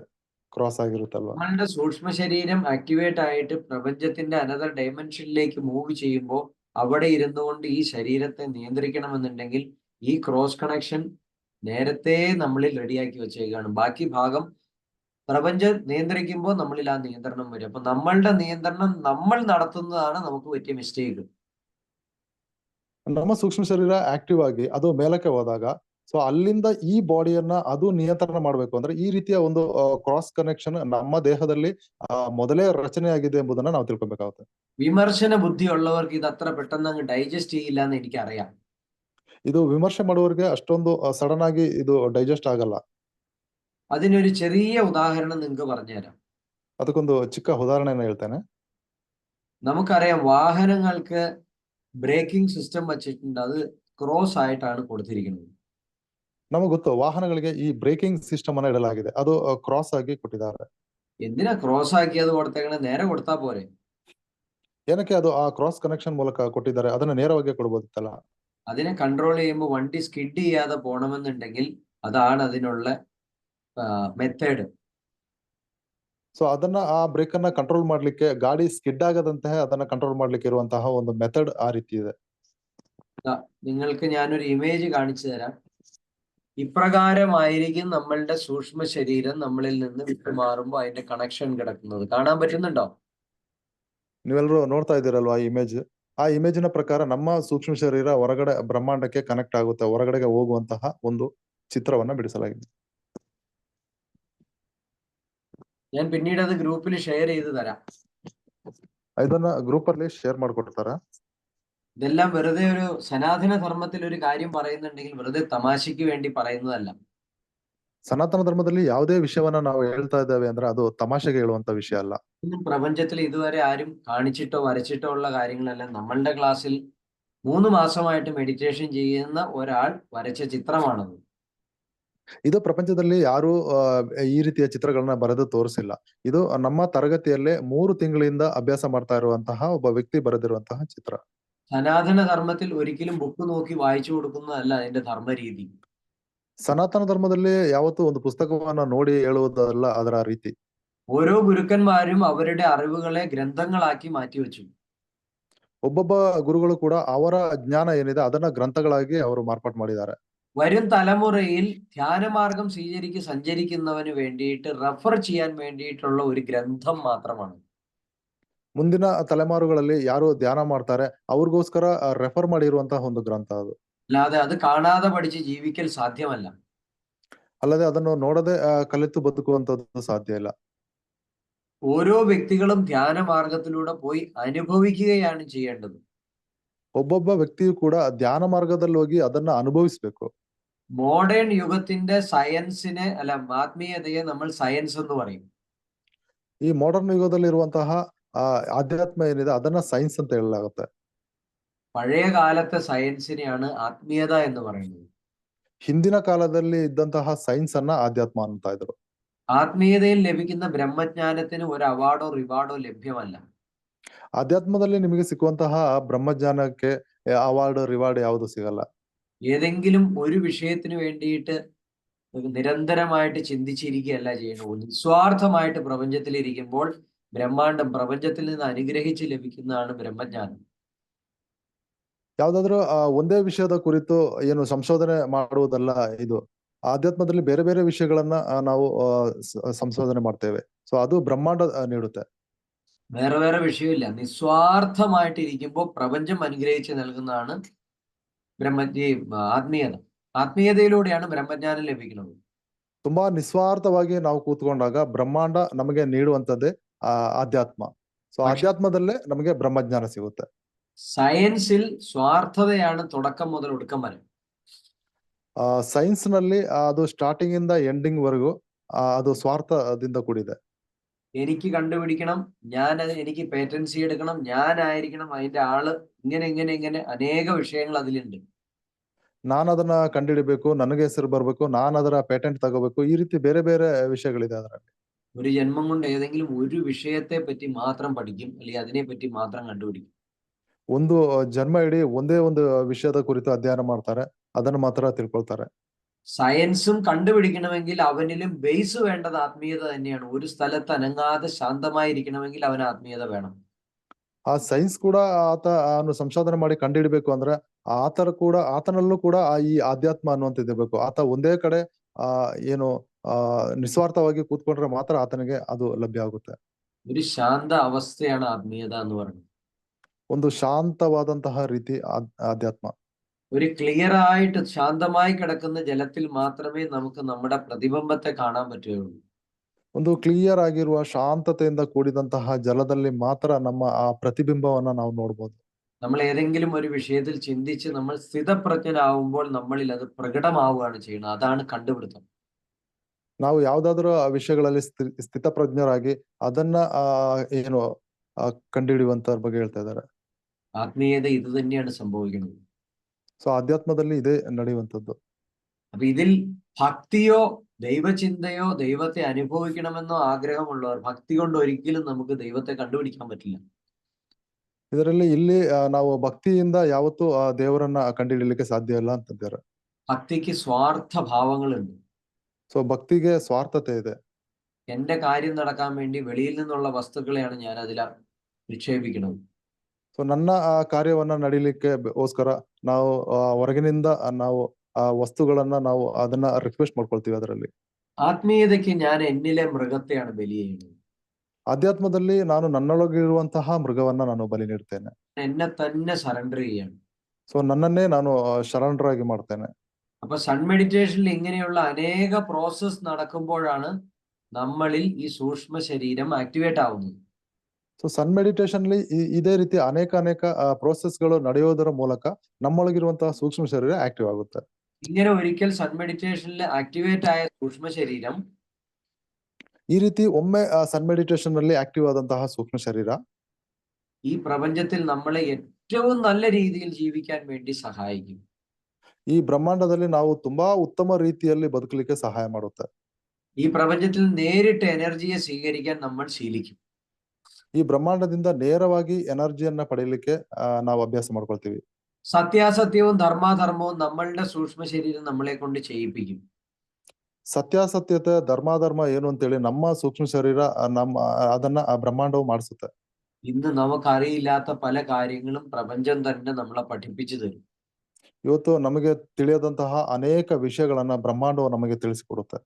നമ്മളൊന്ന് ചിന്തിച്ചു നോക്കുക, ഇന്ന് നമ്മുടെ വീട്ടില് ഭാര്യ, ഭർത്താവ്, 2 മക്കള്, 4 പേരെ ഒരു കുടുംബത്തിലുള്ളൂ. ನಾವು ಜಸ್ಟ್ ಇಮ್ಯಾಜಿನ್ ಮಾಡ್ಕೊಳ್ಳಿ, ನಮ್ಮ ಮನೆಯಲ್ಲಿ ಗಂಡ ಹೆಂಡತಿ 2 ಮಕ್ಕಳು, 4 ಜನನೇ ಮನೆಯಲ್ಲಿದ್ದೀವಿ. ഈ 4 പേർക്കും ഒരുമിച്ചിരുന്ന് ഒരു ദിവസമെങ്കിലും സ്നേഹ സംഭാഷണം നടത്തി ഭക്ഷണം കഴിക്കാൻ സാധ്യമാവുമോ? ಈ 4 ಜನರಿಗೂ ಕೂಡ ಒಟ್ಟಿಗೆ ಕೂತು ಪ್ರೀತಿಯಿಂದ ಮಾತನಾಡುತ್ತಾ ನಾವು ಏನು ಆಹಾರ ತಗೊಳ್ಳುವಂತಹ ಒಂದು ಇದು ಬಂದಿಲ್ಲ. ಅದು ಆಗ್ತಾ ಇದೆಯಾ? കാരണം സിമ്പിൾ ആണ്. ಕಾರಣ ತುಂಬಾ ಸಿಂಪಲ್ ಆಗಿದೆ. പല പല കാരണങ്ങൾ കൊണ്ട് നമ്മുടെ ഒന്നും സൂക്ഷ്മ ശരീരം ഇന്ന് സന്തുഷ്ടരല്ല. അവരൊന്നും നമ്മുടെ കൂട്ടത്തിൽ ഇല്ല, നമ്മുടെ കൂടെ ആക്ടിവേറ്റഡ് അല്ല. അതുകൊണ്ട് ഒരു വ്യക്തിക്ക് ഒരാളുമായിട്ട് ഒരിക്കലും യോജിച്ചു പോകാൻ പറ്റാത്തൊരു സാഹചര്യമാണ്. ಅನೇಕ ಕಾರಣಗಳಿಂದ ನಮ್ಮ ಸೂಕ್ಷ್ಮ ಶರೀರವು ಸರಿಯಾದ ರೀತಿಯಲ್ಲಿ ಆಕ್ಟಿವ್ ಆಗಿಲ್ಲ. ಒಬ್ಬೊಬ್ಬರ ಸೂಕ್ಷ್ಮ ಶರೀರವು ಒಂದೊಂದು ಕಡೆ ಆ ರೀತಿ ಆಗಿದೆ. ಸೊ ಹಾಗಾಗಿ ನಾವು ಒಟ್ಟಿಗೆ ಕುಳಿತುಕೊಂಡು ನಮಗೆ ಈ ರೀತಿಯಂತಹ ಒಂದು ಏನು ಆಹಾರ ತಗೊಳ್ಳಿಕ್ಕೂ ಕೂಡ ನಮಗೆ ಆಗ್ತಾ ಇಲ್ಲ. എവിടെ നോക്കിയാലും കോമ്പറ്റീഷൻ ആണ്. ಎಲ್ಲಿ ನೋಡಿದ್ರು ಕಾಂಪಿಟೇಷನ್ ಇದೆ. ജനിക്കുമ്പോ മുതൽ മരിക്കുന്നത് വരെ കോമ്പറ്റീഷൻ. ಸೊ ಹುಟ್ಟಿನಿಂದ ಸಾಯೋವರೆಗೂ ಸ್ಪರ್ಧೆಗಳೇ ಆಗಿದೆ. ആർക്കും ആരോടും ഒന്നും വിട്ടുകൊടുക്കാൻ പറ്റില്ല, ഒന്നിനെയും അംഗീകരിക്കാൻ പറ്റില്ല. ಯಾರಿಗೂ ಯಾವ್ದನ್ನು ಏನು ಬಿಟ್ಕೊಡ್ಲಿಕ್ಕೆ ಆಗಲ್ಲ, ಬೇರೆದನ್ನ ಸ್ವೀಕಾರ ಮಾಡ್ಲಿಕ್ಕೂ ಆಗ್ತಾ ಇಲ್ಲ. ഇതിനെല്ലാം ബേസ് ആത്മീയത തന്നെയാണ്. ಸೊ ಇದರ ಎಲ್ಲ ಬೇಸ್ ಅಂದ್ರೆ ಆಧ್ಯಾತ್ಮ. ആത്മീയത ഉള്ള ഒരുവന് ഒന്നും പ്രശ്നം ഉണ്ടാവില്ല. ಆಧ್ಯಾತ್ಮ ಇರುವಂತಹ ವ್ಯಕ್ತಿಗೆ ಇಂತಹ ಯಾವುದೇ ಸಮಸ್ಯೆಗಳು ಬರುವುದಿಲ್ಲ. ഭക്തിക്ക് ഇതൊന്നും സാധ്യമാവില്ല. ಆದ್ರೆ ಭಕ್ತಿಯಲ್ಲಿ ಇದು ಯಾವುದು ಸಾಧ್ಯ ಇಲ್ಲ. ക്ഷേത്രത്തിൽ പോകുന്നവന് ആത്മീയതയാണ് വേണ്ടത്. ಟೆಂಪಲ್ಗೆ ಹೋಗುವವನಿಗೆ ಆಧ್ಯಾತ್ಮ ಇರಬೇಕು. ആത്മീയത ഉള്ളവന് ഉന്നമനം ഉണ്ടാവും. ಆಧ್ಯಾತ್ಮ ಇರುವವನಿಗೆ ಅವನ ಜೀವನದಲ್ಲಿ ಏರಿಕೆ ಆಗುತ್ತೆ. അപ്പൊ സൺ മെഡിറ്റേഷനിൽ നമുക്ക് ഈ പറയുന്ന അനേക ക്വാളിറ്റീസ് നമുക്ക് ഫ്രീ ആയിട്ട് ലഭിച്ചു. ಸೊ ಸನ್ ಮೆಡಿಟೇಷನ್ ಅಲ್ಲಿ ಈ ರೀತಿ ಅನೇಕ ಕ್ವಾಲಿಟಿಗಳು ಫ್ರೀ ಆಗಿ ನಮಗೆ ಸಿಗುತ್ತೆ. നമ്മുടെ ബ്രെയിനിന്റെ വളരെ സ്മോൾ പെർസെന്റേജ് ഇപ്പോൾ ആക്ടിവേറ്റഡ് ആണ് എന്നുണ്ടെങ്കിൽ സൺ മെഡിറ്റേഷൻ ചെയ്യുമ്പോൾ നമ്മളുടെ ബ്രെയിൻ 100% ആക്ടിവേറ്റഡ് ആയിട്ട് വരും. ನಮ್ಮ ಬ್ರೈನ್ ಆಕ್ಟಿವೇಶನ್ ಒಂದು ಕಡಿಮೆ ರೀತಿಯಲ್ಲಿ ಇದೆ ಅಂತ ಹೇಳಿದ್ರೆ ನಾವು ಸನ್ ಮೆಡಿಟೇಷನ್ ಮಾಡಿದಾಗ ಅದು 100% ಅದು ಸಂಪೂರ್ಣವಾಗಿ ಆಕ್ಟಿವ್ ಆಗಿ ಬರುತ್ತೆ. കൊള്ളാവോ കൊള്ളൂല്ലോ നിങ്ങൾ തന്നെ തീരുമാനിക്കുക. ಇದು ಬೇಕೋ ಬೇಡವೋ ಅಂತ ನೀವೇ ತೀರ್ಮಾನ ತಗೊಳ್ಳಿ. എന്ത് തന്നെ നല്ലത് പറഞ്ഞാലും ഇതിന്റെ അടിയിൽ വൃത്തികെട്ട കമന്റ് എഴുതുന്ന ഒരു സമൂഹം ഉണ്ട്. ಎಷ್ಟೇ ಒಳ್ಳೆಯ ಮಾತುಗಳನ್ನ ಇದ್ರ ಬಗ್ಗೆ ಹೇಳಿದ್ರು ಕೂಡ ಇದರ ಕೆಳಗಡೆ ಕೆಟ್ಟದಾಗಿ ಕಮೆಂಟ್ ಮಾಡುವಂತಹ ವ್ಯಕ್ತಿಗಳಿರ್ತಾರೆ. ആ വ്യക്തിയുടെ പ്രോബ്ലമാണ്, നമുക്ക് ഒന്നും ചെയ്യാൻ പറ്റില്ല. ಅದು ಅಂತಹ ವ್ಯಕ್ತಿಗಳ ಸಮಸ್ಯೆ, ಅದಕ್ಕೆ ನಾವೇನು ಮಾಡಕ್ಕಾಗಲ್ಲ. അവരങ്ങനെ ഒരു കെട്ട ജന്മമായി പോയി എന്ത് ചെയ്യാൻ പറ്റും? ಸೊ ಅವರ ಜನ್ಮ ಆ ರೀತಿ ಕೆಟ್ಟದಾಗಿರೋದ್ರಿಂದ ಅದು ನಾವು ಏನ್ ಮಾಡೋ ಆಗಿಲ್ಲ. ഈ വൃത്തികെട്ട കമന്റ് എഴുതുന്നവൻ പോലും ഒരു കാര്യം മറന്നു പോവാണ്, അവന്റെ വരും തലമുറ അത് വായിച്ച് അവനെ പരിഹസിക്കുന്നുള്ളത്. ಈ ರೀತಿ ಕೆಟ್ಟದಾಗಿ ಕಮೆಂಟ್ ಮಾಡುವಂತಹ ಆ ವ್ಯಕ್ತಿಗಳು ಅವರು ಥಿಂಕ್ ಮಾಡ್ತಾ ಇಲ್ಲ, ಅವರ ಮುಂದಿನ ಜನರೇಷನ್ ಬರುವವರು ಕೂಡ ಅದನ್ನ ಓದಿ ಆತನನ್ನ ಅಪಹಾಸ್ಯ ಮಾಡ್ತಾರೆ ಅಂತ ಅವನು ಥಿಂಕ್ ಮಾಡ್ತಾ ಇಲ್ಲ. ഇത് നമ്മൾ മരിച്ചാലും നമ്മളുടെ എഴുത്തുകളും നമ്മുടെ അക്ഷരങ്ങളും ഈ സോഷ്യൽ മീഡിയയിൽ നിന്ന് ഒരിക്കലും അപ്രത്യക്ഷമാവില്ല. ನಮ್ಮ ಕಾಲಾನಂತರವೂ ಕೂಡ ನಾವು ಏನೇನು ಸೋಷಿಯಲ್ ಮೀಡಿಯಾದಲ್ಲಿ ಕಮೆಂಟ್ ಮಾಡಿ ಇಟ್ಟಿದ್ದೀವಿ, ಇದು ಯಾವತ್ತೂ ಅಪ್ರತ್ಯಕ್ಷ ಆಗಲ್ಲ. ಅದು ಅಲ್ಲೇ ಇರುತ್ತೆ. ഇന്ന് എന്തോ ഒരു വികാരത്തിന് കാണുന്നതിന്റെ ഒക്കെ അടിയിൽ പുലഭ്യവും വൃത്തികേടും തെറിയും അസഭ്യവും ഒക്കെ എഴുതി വെക്കും. ಮನುಷ್ಯನಲ್ಲಿನ ಯಾವುದೋ ಒಂದು ವಿಕಾರದಿಂದ ಈ ರೀತಿಯಾಗಿ ಆತ ಕಾಣುವಂತಹ ವಿಡಿಯೋಗಳ ಕೆಳಗಡೆ ಅಥವಾ ವಿಷಯಗಳ ಕೆಳಗಡೆ ಕೆಟ್ಟದಾಗಿ ಎಲ್ಲ ಕಮೆಂಟ್ ಮಾಡಿ ಇಟ್ಟಿರ್ತಾರೆ. അസഭ്യം എഴുതുന്നവൻ മണ്ടൻ എന്നല്ലാണ്ട് ഒന്നും പറയാനില്ല. ಅಸಭ್ಯವಾಗಿ ಈ ರೀತಿ ವರ್ತಿಸುವವನು ಆತ ದಡ್ಡ ಅಲ್ಲದೆ ಇನ್ನೇನು ಹೇಳಲಿ ಸಾಧ್ಯ. കാരണം അവൻ എന്താണ് എന്നുള്ളത് സോഷ്യൽ മീഡിയയിൽ ഉറപ്പായിട്ട് എഴുതി പതിച്ചു വെച്ചേക്കാണ്, ഒരിക്കലും കളയാൻ പറ്റാത്തവണ്ണം. ಕಾರಣ ಆತ ಏನು ಎಂಬುದನ್ನ ಆತ ಸೋಷಿಯಲ್ ಮೀಡಿಯಾದಲ್ಲಿ ಬರೆದಿಟ್ಟಿದ್ದಾನೆ. ಅದು ಯಾವತ್ತೂ ಏನು ಹಾಳಾಗಲ್ಲ. ಅದು ಹಾಗೆ ಇರುತ್ತೆ. അവന്റെ വരും തലമുറയ്ക്ക് തന്നെ വിനയായിട്ട്, അവന്റെ വരും തലമുറയ്ക്ക് തന്നെ കർമ്മഫലമായിട്ട് അത് അവനെ തന്നെ വേട്ടയാടി പോകും. ಸೊ ಅದು ಆತನ ಮುಂದಿನ ಬರುವಂತಹ ತಲೆಮಾರುಗಳಿಗೆ ಅದೊಂದು ಕರ್ಮದ ರೀತಿಯಲ್ಲಿ ಅದು ಆತನನ್ನೇ ಬೇಟೆಯಾಡ್ಕೊಂಡು ಬರುತ್ತೆ. ഏതൊരു വസ്തുവിനെയും സംശയത്തോടെ വീക്ഷിക്കുന്നത് നല്ലതാണ്. ಯಾವುದೇ ವಸ್ತುವನ್ನು ನಾವು ಸಂಶಯದಿಂದ ನೋಡುವುದು ಒಳ್ಳೆಯದೇ. പക്ഷെ അതിനകത്ത് ഒരു പോസിറ്റീവ് സൈഡ് ഉണ്ടാകണം. ಆದರೆ ಅದರಲ್ಲಿ ಒಂದು ಪಾಸಿಟಿವ್ ಸೈಡ್ ಇರಬೇಕು. അപ്പൊ നിങ്ങൾ എന്റെ മുന്നിൽ ഭയങ്കര വിശപ്പായിട്ടാണ് വന്ന് നിൽക്കണത്. ಈಗ ನೀವು ತುಂಬಾ ಹಸಿವಿನಿಂದ ನನ್ನ ಮುಂದೆ ಬಂದು ನಿಂತಿದ್ದೀರಾ. ആത്മീയത എന്നുള്ള വിശപ്പില് ಆಧ್ಯಾತ್ಮ ಅನ್ನುವಂತಹ ಹಸಿವಿನಿಂದ ನೀವು ಬಂದಿದ್ದೀರಾ. ഞാൻ നിങ്ങളോട് പറയാണ്, ഈ ഫലം കഴിച്ചാൽ നിങ്ങളുടെ വിശപ്പ് മാറുമെന്ന്. ನಾನು ನಿಮ್ಮ ಹತ್ರ ಹೇಳ್ತಾ ಇದ್ದೇನೆ, ഈ ಫಲಗಳನ್ನ ತಿಂದ್ರೆ ನಿಮ್ಮ ಹೊಟ್ಟೆ ಹಸಿವು ಹೋಗುತ್ತೆ ಅಂತ. നിങ്ങളത് നോക്കിയിട്ട് ഇത്രയും ചെറിയ ഫലം കഴിച്ചാൽ എന്റെ വിശപ്പ് മാറില്ല എന്ന് പറഞ്ഞ് അങ്ങോട്ട് എറിഞ്ഞു കളഞ്ഞു എന്നിരിക്കുക. ನೀವು ಅದನ್ನ ನೋಡಿ ಇಷ್ಟೊಂದು ಚಿಕ್ಕ ಹಣ್ಣಿನಿಂದ ನನ್ನ ಹೊಟ್ಟೆ ಹಸಿವು ಹೋಗಲ್ಲ ಅಂತ ನೀವು ಅದನ್ನ ಬಿಸಾಡಿದ್ರಿ ಅಂತ ಇಟ್ಕೊಳ್ಳಿ. നിങ്ങൾക്ക് അനുഭവിക്കാനുള്ള ഭാഗ്യം കൂടി നഷ്ടമായി. ನಿಮಗೆ ಅನುಭವಿಸುವಂತಹ ಭಾಗ್ಯ ಕೂಡ ನಷ್ಟವಾಗಿ ಹೋಗುತ್ತೆ. ഒരു വേള നിങ്ങൾ അതിനെ ഞാനൊന്ന് നോക്കാമെന്ന് പറഞ്ഞ് ഒന്നും സ്മെല്ല് ചെയ്ത് നോക്കി. ಒಂದು ವೇಳೆ ನಾನು ಅದನ್ನ ನೋಡೋಣ ಅಂತ ಹೇಳಿ ನೀವು ಒಂದು ಅದರ ಸ್ಮೆಲ್ ತಗೊಂಡು ನೋಡಿದ್ರೆ, ആ സ്മെല്ല് കൊണ്ടേ ഒരുപക്ഷെ നിങ്ങളുടെ വിശപ്പ് മാറിയാലോ? ಒಂದು ವೇಳೆ ಆ ಸ್ಮೆಲ್ಲಿನಿಂದಲೇ ನಿಮ್ಮ ಹೊಟ್ಟೆ ಹಸಿವು ಹೋದ್ರೆ. ഇതാണ് നമ്മളുടെ പരീക്ഷണ ബുദ്ധി എന്ന് പറയുന്നത്. ಸೊ ಇಂಥದ್ದು ನಮ್ಮ ಏನು ಪರೀಕ್ಷೆ ಮಾಡುವಂತಹ ಬುದ್ಧಿ. വീടിന്റെ മുന്നിൽ സ്വന്തം ഡോറിൽ ഭഗവാൻ വന്നിട്ട് മുട്ടാണ്, ദേ വന്ന് നിൽക്കണോന്ന് പറയാണ്. ಮನೆಯ ಮುಂದಿನ ಬಾಗಿಲಲ್ಲಿ ದೇವರು ಬಂದು ಬಡಿತಾ ಇದ್ದಾರೆ, ನಾನು ಇಲ್ಲಿ ನಿಂತಿದ್ದೀನಿ ಅಂತ. നിങ്ങൾ ആ വാതിലിനെ കൊട്ടി അടച്ചാൽ വരാനുള്ള സാധ്യത കൂടി പോയില്ലേ? ನೀವು ಆ ಡೋರನ್ನ ಕ್ಲೋಸ್ ಮಾಡಿದ್ರೆ ಬರುವಂತ ಸಾಧ್ಯತೆ ಕೂಡ ಹೋಗುತ್ತಲ್ವಾ? അത് നിങ്ങൾ ഓരോരുത്തരും ചിന്തിക്കുക. കെട്ട വഴിയിലൂടെ നടത്താൻ നമുക്ക് 1000 പേരുണ്ടാവും. ಅದು ನೀವು ಒಬ್ಬೊಬ್ಬರೇ ಕೂಡ ಥಿಂಕ್ ಮಾಡಬೇಕಾದಂತಹ ವಿಷಯ. ನಮ್ಮನ್ನ ಕೆಟ್ಟ ದಾರಿಯಲ್ಲಿ ಕರ್ಕೊಂಡು ಹೋಗ್ಲಿಕ್ಕೆ 1000 ಜನಗಳು ಇರ್ತಾರೆ. നന്മയുടെ പാതയിൽ സഞ്ചരിക്കാൻ ഒറ്റയ്ക്കേ കാണുള്ളൂ. ಆದ್ರೆ ಒಳ್ಳೆ ದಾರಿಯಲ್ಲಿ ನಾವು ಹೋಗ್ಬೇಕು ಅಂತ ಹೇಳಿದ್ರೆ ನಾವು ಒಬ್ಬರೇ ಒಬ್ಬಂಟಿಯಾಗಿರ್ತೀವಿ. ധർമ്മത്തെ സംരക്ഷിക്കുന്നത് എപ്പോഴും ധർമ്മം മാത്രമാണ്. ಧರ್ಮವನ್ನ ಸಂರಕ್ಷಣೆ ಮಾಡುವಂತದ್ದು ಯಾವತ್ತೂ ಅದು ಧರ್ಮ ಮಾತ್ರನೇ. അധർമ്മത്തെ സംരക്ഷിക്കാൻ കോടി ഉപകരണങ്ങൾ വേണ്ടി വരും. ಸೊ ಅಧರ್ಮವನ್ನ ಸಂರಕ್ಷಣೆ ಮಾಡ್ಲಿಕ್ಕೆ ಕೋಟಿ ಉಪಕರಣಗಳಿದೆ. ആത്മീയ ഗുരുക്കന്മാർക്ക് ഒരിക്കലും ലക്ഷം പിന്നാലെ ഉണ്ടാവില്ല. ಆಧ್ಯಾತ್ಮ ಗುರುಗಳಿಗೆ ಲಕ್ಷಗಟ್ಟಲೆ ಜನಗಳು ಹಿಂದೆ ಇರೋದಿಲ್ಲ. പൊളിറ്റീഷ്യനെ നോക്ക്, ലക്ഷം പിന്നാലെ. ಒಬ್ಬ ಪೊಲಿಟಿಷಿಯನ್ಗೆ ಅವನಿಂದ ಲಕ್ಷಗಟ್ಟಲೆ ಜನ ಇರ್ತಾರೆ. ഇതാണ് ആധ്യാത്മികതയുടെ പ്രത്യേകത. ಸೊ ಇದೇ ಆಧ್ಯಾತ್ಮದ ಒಂದು ಪ್ರತ್ಯೇಕತೆ. സൺ മെഡിറ്റേഷൻ കഴിഞ്ഞ് ഏതൊരു വ്യക്തിക്കും പ്രപഞ്ചത്തിൽ നിന്ന് നേരിട്ട് ഇമ്മ്യൂണിറ്റിയെ കളക്ട് ചെയ്യാനുള്ള കഴിവ് ലഭിക്കുകയാണ്. ಸನ್ ಮೆಡಿಟೇಷನ್ ಮಾಡುವುದರ ಮೂಲಕ ಬ್ರಹ್ಮಾಂಡದಿಂದ ನೇರವಾಗಿ ಅಥವಾ ಸೂರ್ಯನಿಂದ ನೇರವಾಗಿ ಇಮ್ಯುನಿಟಿ ಪವರ್ ಅನ್ನ ನಾವು ಚಂದ್ರನಿಂದ ಇಮ್ಯುನಿಟಿ ಪವರ್ ಅನ್ನ ತೆಗೊಳ್ಳುವಂತ ಶಕ್ತಿ ನಮಗೆ ಸಿಗುತ್ತೆ. പ്രപഞ്ചത്തിലെ സകല ജീവജാലങ്ങൾക്കും ഇമ്മ്യൂണിറ്റി നൽകുന്നത് ചന്ദ്രനാണ്. ಬ್ರಹ್ಮಾಂಡದ ಈ ಸಕಲ ಜೀವಜಾಲಗಳು ಏನಿದೆ ಅದಕ್ಕೆ ಇಮ್ಯುನಿಟಿ ಪವರ್ ನೀಡುವಂತದ್ದು ಚಂದ್ರನಿಂದ. അത് ചന്ദ്രനിൽ നിന്നല്ല എന്ന് നമ്മൾ പറഞ്ഞിട്ട് കാര്യമില്ല, അത് ചന്ദ്രനാണ് നൽകുന്നത്. ಸೊ ಅದು ಚಂದ್ರನಿಂದ ಅಲ್ಲ ಅಂತ ನಾವು ಹೇಳಿ ಪ್ರಯೋಜನ ಇಲ್ಲ, ಅದು ಬರುವಂತದ್ದೇ ಚಂದ್ರನಿಂದ. നിങ്ങൾ മെഡിറ്റേഷൻ ചെയ്യുന്നവർക്ക് ട്രീറ്റ്മെന്റിന്റെ ഭാഗമായി മൂണുമായി ബന്ധപ്പെട്ട് ചില വിഷയങ്ങൾ ഞാൻ പറയാറുണ്ട്. അവരുടെ അസുഖം ഞൊടിയിടയിൽ മാറും. എങ്ങനെയാണ് അത് സംഭവിക്കുന്നത്? ಸೊ ನಿಮಗೆ ಮೆಡಿಟೇಷನ್ ಮಾಡುವವರಿಗೆ ಏನಾದರೂ ಕಾಯಿಲೆಗಳಿದ್ರೆ ಅದು ಈ ಮೆಡಿಟೇಷನ್ ನಿಂದ ಏನು ಕ್ಲಿಯರ್ ಆಗುತ್ತೆ ಅಂತ ನಾನು ಹೇಳ್ತೀನಿ. ಅದು ಯಾವ ರೀತಿ? ഇതിന്റെ കാരണം ആ ഇമ്മ്യൂണിറ്റി ലഭിക്കുന്നത് മൂണിൽ നിന്ന് നേരിട്ടാണ്. ಇದಕ್ಕೆ ಕಾರಣ ಆ ಇಮ್ಯುನಿಟಿ ಏನ್ ಸಿಗುತ್ತೆ ಅದು ಮೂನಿಂದ ಡೈರೆಕ್ಟ್ ಆಗಿ ಸಿಗುತ್ತೆ. ഞാൻ നമ്മളെ എല്ലാവരെയും മനുഷ്യനെ ഒരു ഫോൺ ആയിട്ട് കമ്പയർ ചെയ്യാൻ ശ്രമിക്കുകയാണ്. ಸೊ ನಾವು ಮನುಷ್ಯರೆಲ್ಲ ಒಂದು ಫೋನ್ ಅಂತ ನಾವು ಥಿಂಕ್ ಮಾಡಿದ್ರೆ അതിന്റെ സൂക്ഷ്മ ശരീരത്തെ ഞാൻ സിം കാർഡ് ആയിട്ട് ചിന്തിക്കാൻ നിങ്ങളോട് പറയാണ്. ಅದರಲ್ಲಿರುವಂತಹ ಸೂಕ್ಷ್ಮ ಶರೀರವನ್ನ ಒಂದು ಸಿಮ್ ಕಾರ್ಡ್ ಅಂತ ನೀವು ಥಿಂಕ್ ಮಾಡಿ. ആ സിം കാർഡ് ഫോണിലേക്ക് ഇട്ടാൽ ഇമ്മ്യൂണിറ്റിയും എനർജിയും എല്ലാം ആ ഫോണിൽ വരും. ಆ ಸಿಮ್ ಕಾರ್ಡ್ ಅನ್ನ ನೀವು ಫೋನ್ಗೆ ಹಾಕಿದಾಗ ಆ ಇಮ್ಯುನಿಟಿ ಎನರ್ಜಿ ಏನಿದೆ ಅದು ಫೋನ್ಗೆ ಬರುತ್ತೆ. ആ സിം കാർഡ് അങ്ങോട്ട് ഊരി മാറ്റിയാൽ പിന്നെ ആ ഫോണിൽ ഒന്നും ലഭ്യമല്ല. ಆ ಸಿಮ್ ಕಾರ್ಡ್ ಅನ್ನ ಅಲ್ಲಿಂದ ಬಿಚ್ಚಿದ್ರೆ ಆ ಫೋನಲ್ಲಿ ಏನೂ ಇರಲ್ಲ. ഇതിലിരിക്കുന്ന അതിബുദ്ധിമാന്മാർ ആരും വൈഫൈ മതി എന്ന് പറഞ്ഞേക്കല്ലേ കേട്ടോ. ಸೊ ಇದರಲ್ಲಿ ಇರುವಂತಹ ಅತಿ ಬುದ್ಧಿವಂತರು ವೈಫೈ ಸಾಕು ಅಂತ ಹೇಳ್ಬೇಡಿ. ഞാൻ നിങ്ങൾക്ക് കമ്പാരിസന് വേണ്ടിയിട്ട് മനസ്സിലാക്കാൻ വേണ്ടി പറഞ്ഞ ഉദാഹരണമാണ്. ನಿಮಗೆ ಜಸ್ಟ್ ತಿಳ್ಕೊಳ್ಳಿಕ್ಕೆ ಒಂದು ಉದಾಹರಣೆ ಕೊಡ್ತಾ ಇದ್ದೀನಿ ಅಷ್ಟೇ.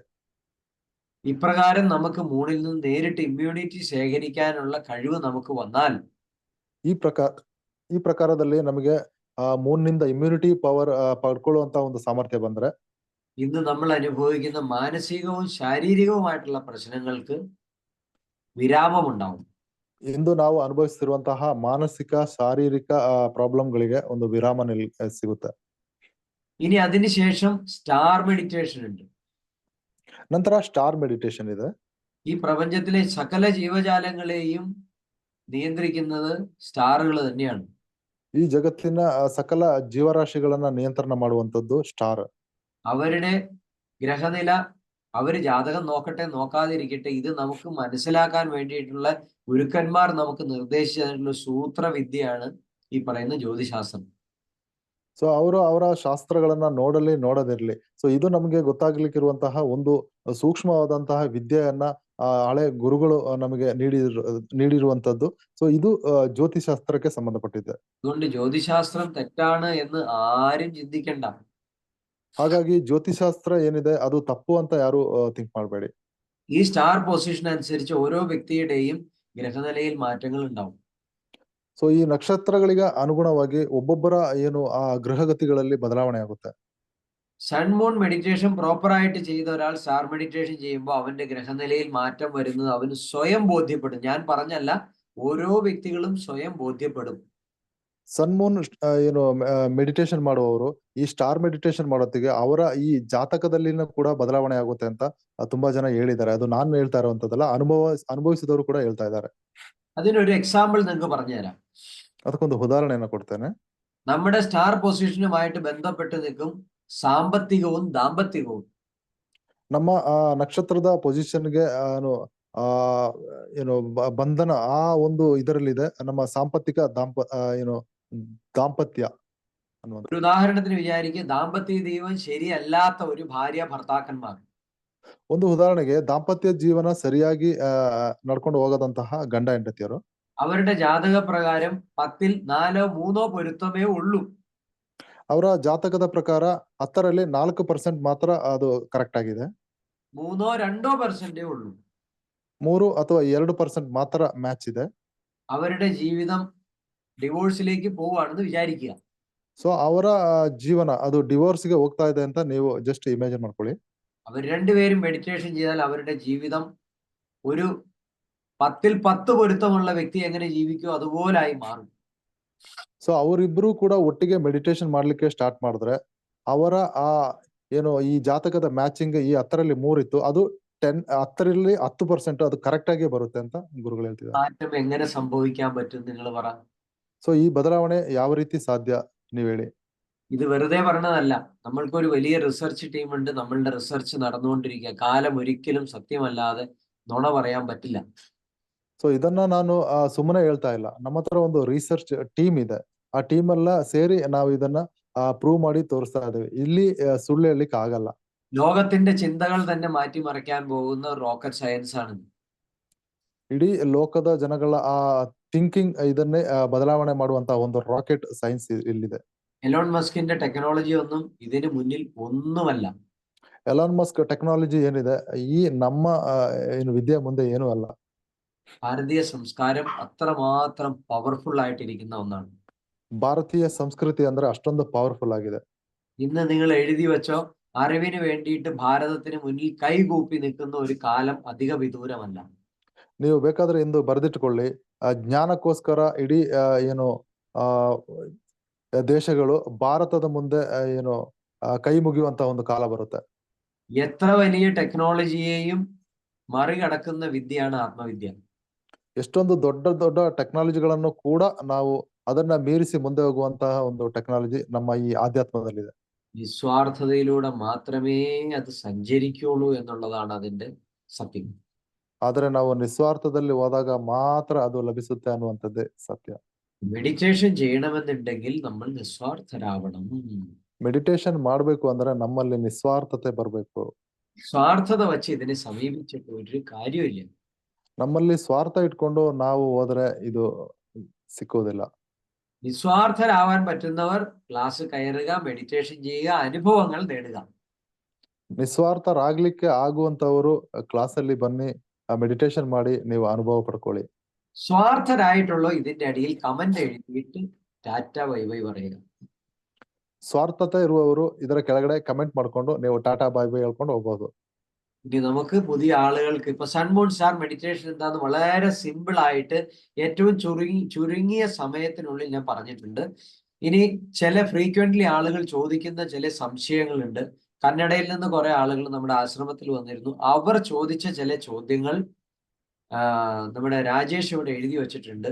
രാജേഷ് ചോദ്യങ്ങൾ വായിക്കും. അതിനുള്ള ഓരോന്നിനും ഉത്തരങ്ങളായിട്ട് ഞാൻ അങ്ങ് പറഞ്ഞു പോകാം.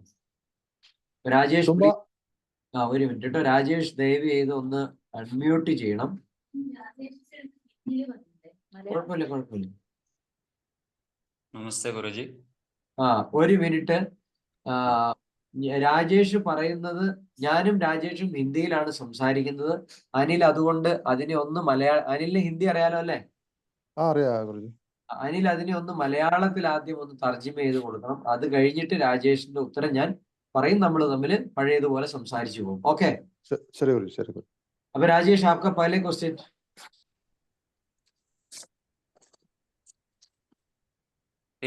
पहला क्वेश्चन है, अगर जो ये शिफ्ट में जॉब करने वाला आदमी लोग है ना गुरुजी, हाँ, ये लोग ध्यान कैसे कर सकते हैं? क्योंकि चंद्र ध्यान करने के बाद सो जाने का ये तरीका है, इसके लिए वो लोग क्या करने का?